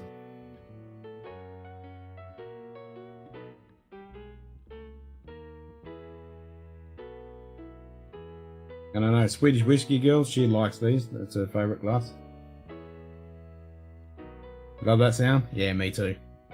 You know, you can tell it's a decent glass when you can get that sound. I mean, you weren't in here earlier, but we were playing around with, like, this is lead crystal. That's a beautiful sound. Well, that was pretty good sound too.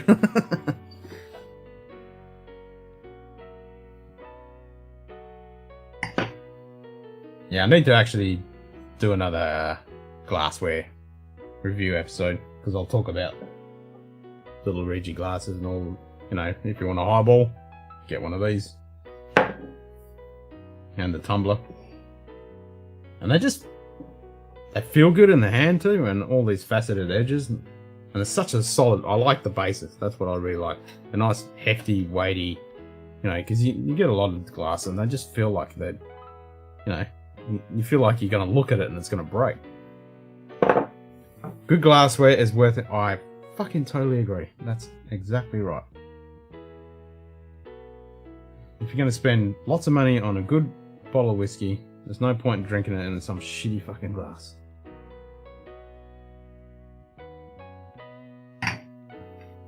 Exactly. So yeah, I think I've got 4 of these. I think there's another one in here. Yep.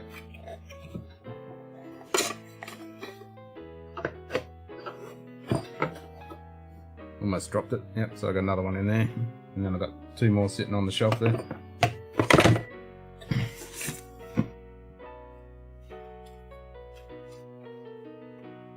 Yeah, they even give you a bit of paraphernalia all talking about how awesome it is.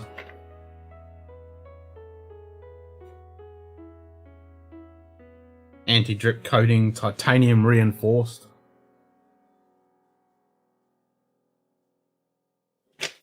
And they are, like, I must admit, when you clean these glasses, like I cleaned it before I started tonight, and they do look pretty sharp. They're very nice and clean and crystal clear looking. Yeah, they're pretty good. Highly recommended. And they're fucking a lot cheaper than the bloody Glencairn Capita. This thing is fucking expensive. And that took me a while to fucking source that bastard. Don't get me wrong, it's a nice glass, but phew, not easy to find in stock somewhere. And they're not cheap.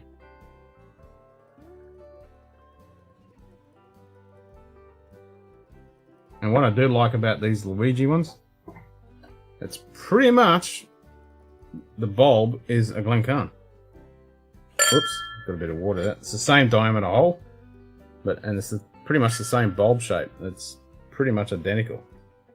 So I do like that. It's a little bit narrower, but overall, it's pretty much just a Glencairn on the stick. Some of the best glass over Glens that I picked up from a local glassmaker that hand blew them. They bounced when dropped and never seemed to break. Yep. That's exactly it. That's what you want. Good glassware. And that's what these are, you know. They're all hand blown.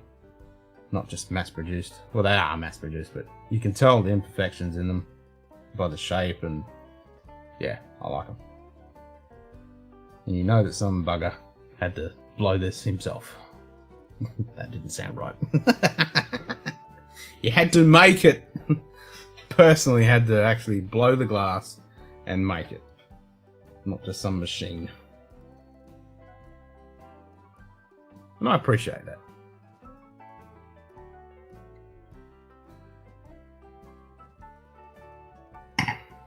And if you've ever seen somebody actually doing some glass blowing, it's pretty fucking cool to watch.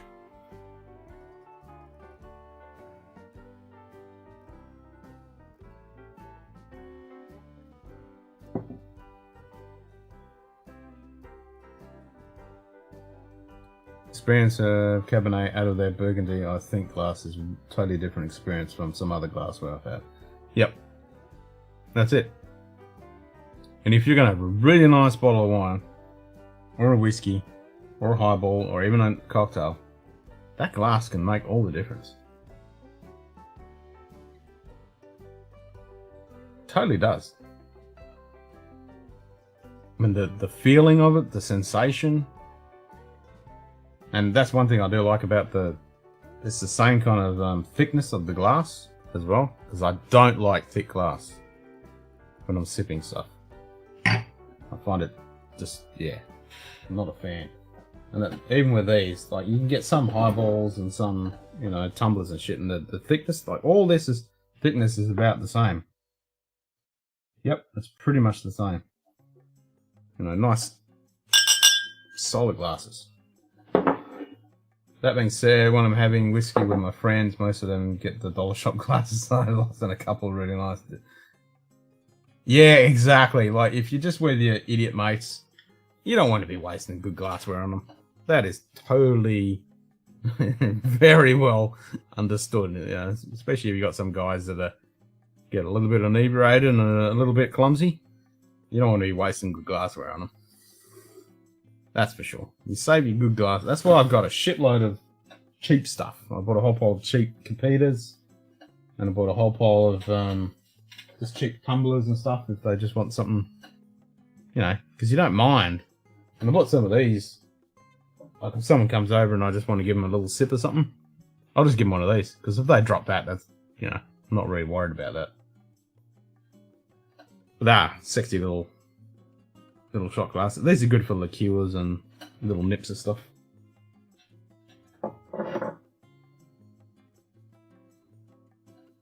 But saying that, the Glencairn is pretty robust.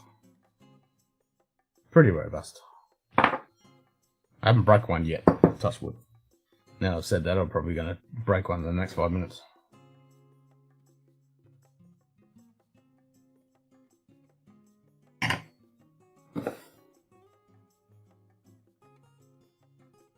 If you're trying to find a spot, Ed, let me know.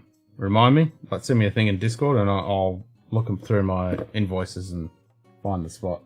Because I bought a whole bunch of the Luigi stuff and I think I grabbed the second box of these. It's a pretty big shop in over east somewhere. There's a shitload of really good glassware.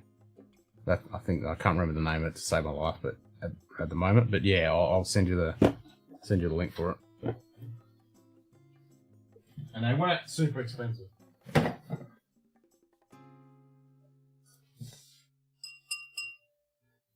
Yeah, here's the difference. Like I bought a box of these in this local market shop. Sound of that? Boring. The sound of that, the difference, eh? Like that's just dead and boring, and this like have little Vegemite glasses for those occasions. Yeah, they're good. They are good. Back to work. Cheers and take care. No worries, mate. I was just about to crack that causeway. But I'll let you get back to work. Cheers.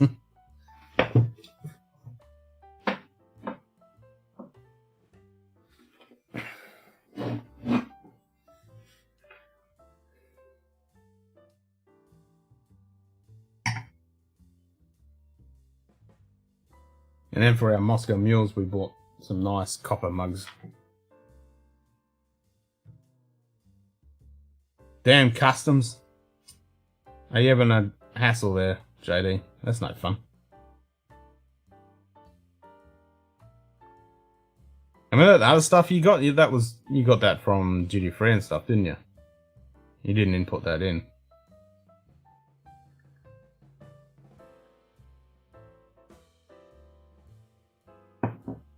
Plastic cups are a few of my son's clumsy friends. Yeah. Yeah, that's always a good idea. And the missus got a shitload of Tupperware glasses and... Yes, I have the causeway.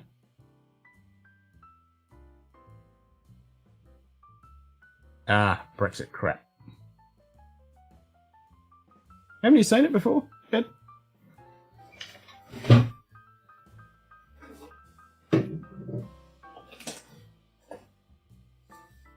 The Whisky Club was the first place in the world to get the first Bushmills causeway. This is the masala cask. Fucking delicious. The only thing that bugs me about it is that fucking sideways crap. And there was a few bottles that came out that they'd fixed that. It was actually over correct. Oh, you haven't? Oh, this is good, man. This was part of the Whisky Club. I wish I'd grabbed 2 bottles. I kind of regret that. But I'm glad I got it. This is tasty stuff. I'm trying to go slow on it, but yeah. It's fucking not bad. So I was going to have some. Yeah, I almost broke Don when I was talking about this on a stream a while ago.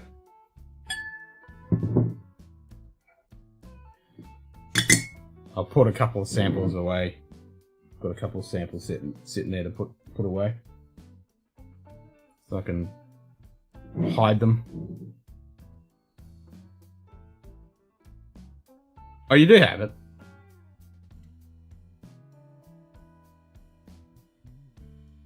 So you do have it.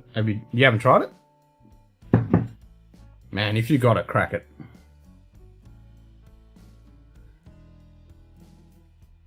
The other countries are from the EU, but the Glen Scotia 21 to... Oh, okay, you got it. Yeah, okay.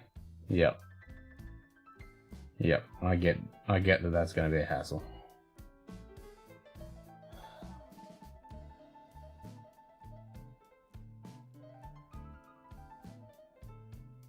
No, I'd like it. Yeah, you would like it. You would definitely like it. That's the problem. You don't want to open because you're going to like it too much. Yeah. Well, that's right. You can sell me your bottle. I'll buy it off you. Quite happily buy it off you. It's fucking good shit. It's a very tasty beverage. That reminds me, I need to do the bottle shot with the Bushmill 16 so I can drink some of that because I like that 16. I do like that Blackbush too. That's a good little drop.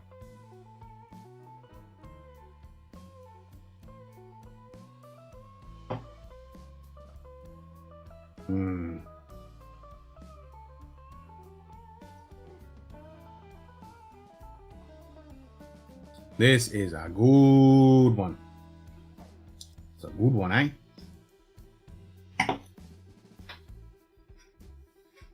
Yep.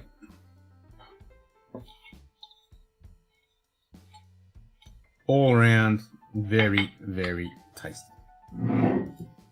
Oh, that masala comes through quite nicely, but it's not super strong and overpowering. Oh, it's a lovely finish.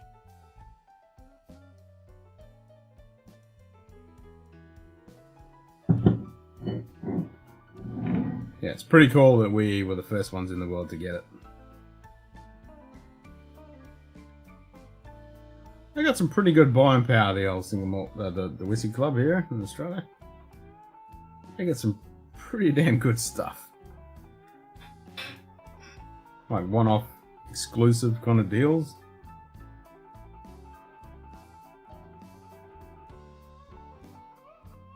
"22nd, I get my first box at this hotel." Sweet! Grabbed a hired car, straight single grain, can't wait for it to arrive.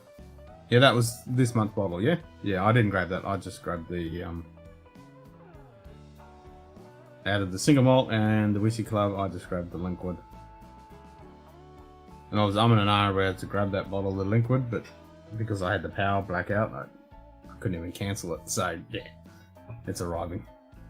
Which is fine. Because I like the liquid.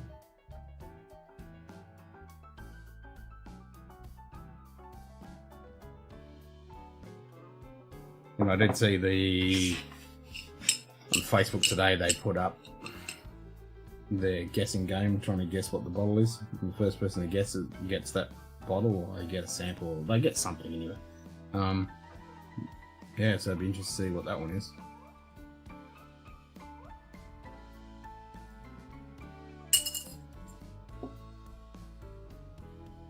See what they come up with.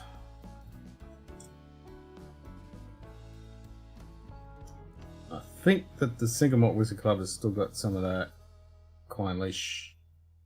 Actually, no, that'll be end of the month. The Klein Leash, not the Klein Leash. The Kalila, the Firkin Kalila.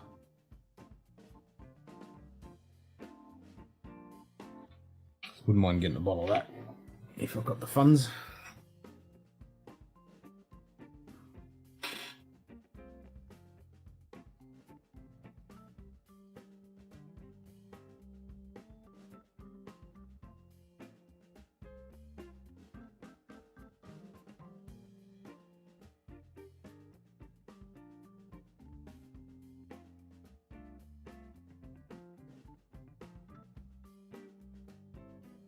Yep.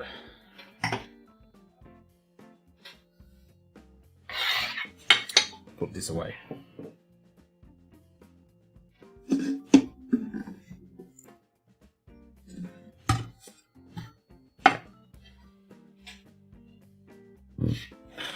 Would have been nice to grab a couple bottles of this.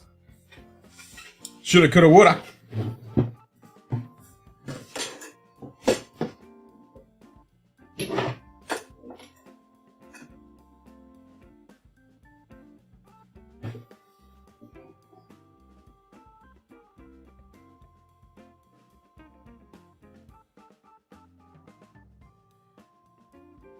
No, not this weekend. It's Anzac Day on Sunday. So I won't be able to do it this weekend.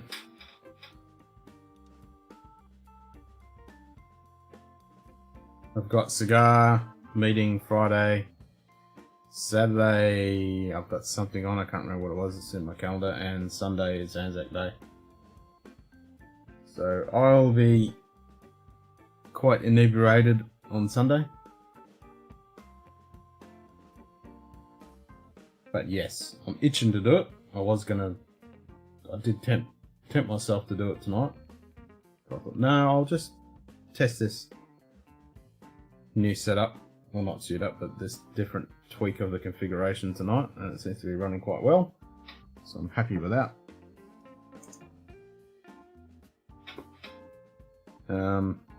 Yeah, but definitely next week.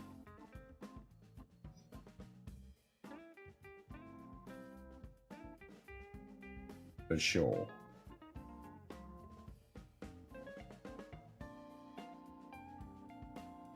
Nah, I won't be able to do a stream Friday or Saturday or Sunday.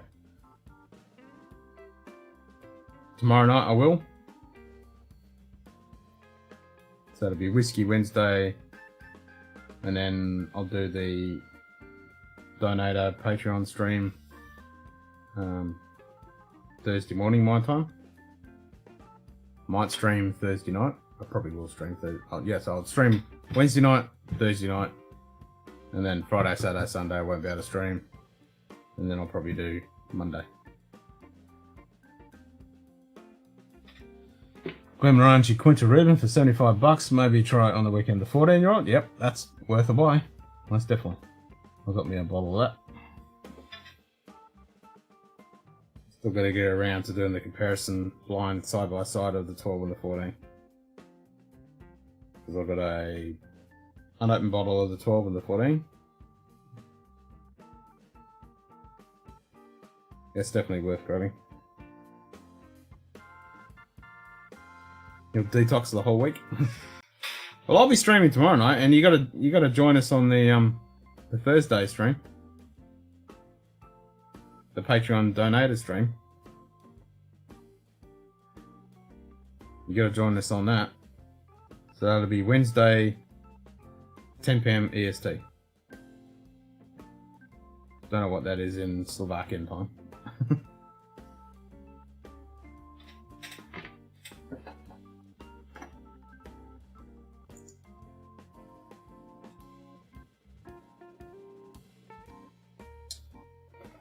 Still 2 days work ahead. Well, that's no good. That's the point. Ed, will you be able to join us Thursday? 10 o'clock? I'll put up the link. Actually, I'll finish the stream at midnight and then I'll put up the link. You will join but not drink? No, that's cool.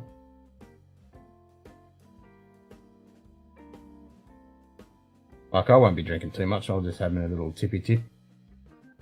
Just a little tipple of this and that. It'd just be cool to hang out with all the supporters. I don't know whether... Actually, Vin might be able to join us. Let's see, it's going to be 10 AM. Oh, no, he won't be able to. It's going to be stupid hour for him. It'll be 2 o'clock in the morning for him.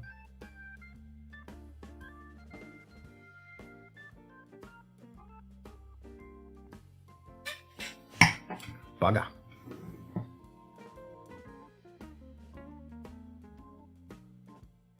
Yeah, that's not going to work.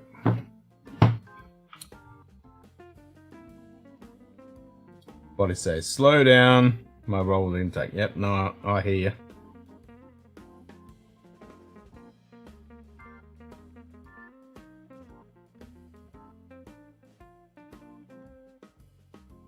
I got off at work at 10:30 and arrive here around 11. Yeah, no, it's 10 o'clock in the morning.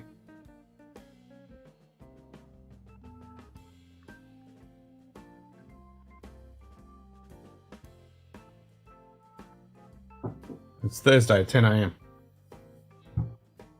So I thought I'd make it so that everyone in the States can join.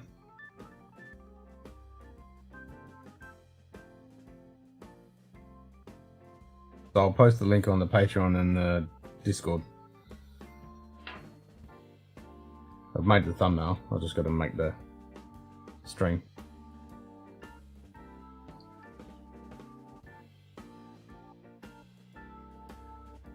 Yeah, it's always good to have a good bit of decox. You've definitely hit a few bottles recently. That's for sure. Alright, so I've done the Bushmills, and I had the Clynelish before that, and the Craig Argy before that. I'm going to have some of that Strathmill. Hell yeah. Yeah, morning. You don't have to drink. I'm only going to have a little bit.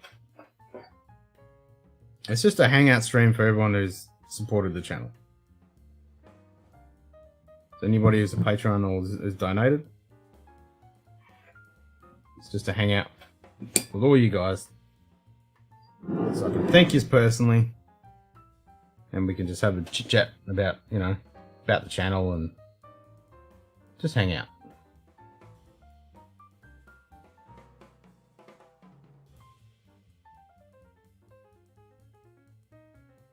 And no, you don't have to drink.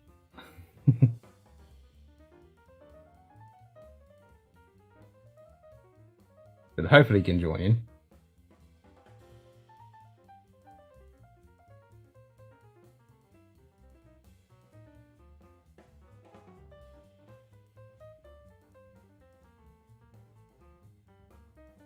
This has opened up a bit more sweeter.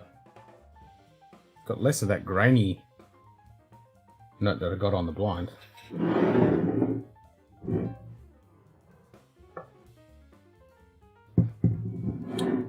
43% seems to be a real fucking magic number for Diageo. All this stuff seems to be 43%. And Lagerborn's 43%. Tell us what 10, that's what.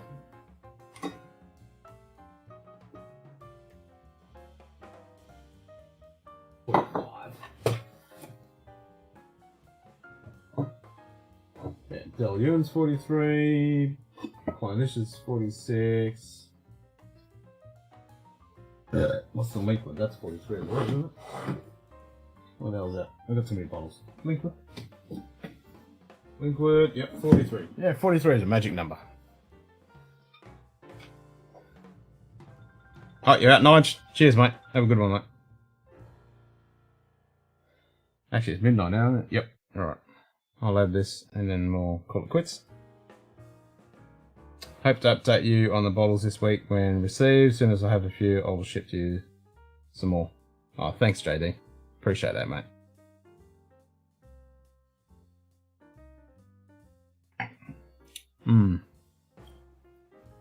Oh, I like this.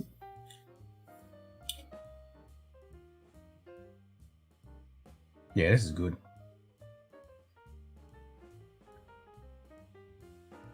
There's a little bit more sweetness now it's opened up.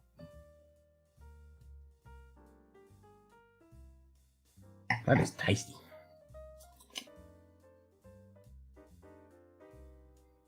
I like it.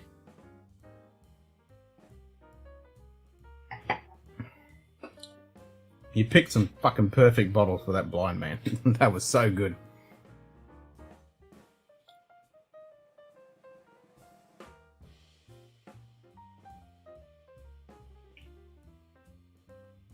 We'll try maybe difficult. Now that'd be good if you can pop in.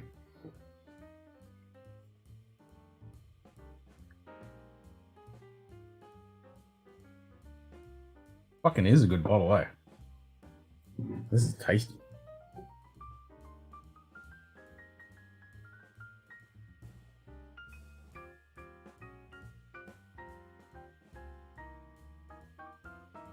I really like that dry hay note on it.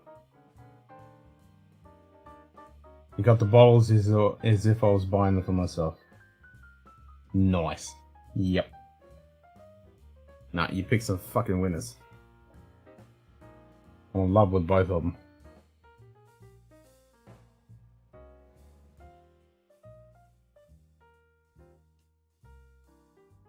And I can't wait. Whoops. To try that sucker right there. Looking forward to that. That one.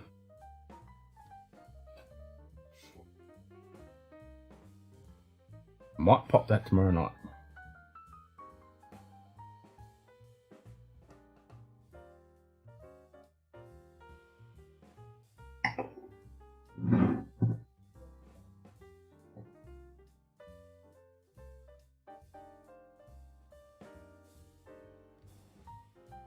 Yep, it's tasty stuff. Glen Scotia's all pretty good. Fucking oath. Yep. I like all the Glens. The Glen Scotias are good.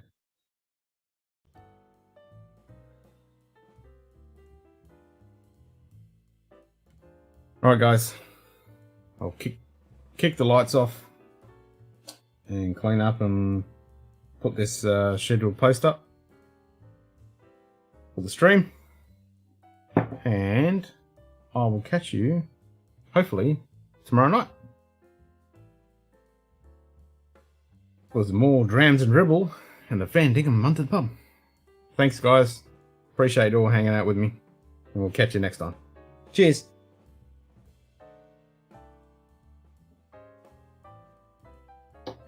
Mmm.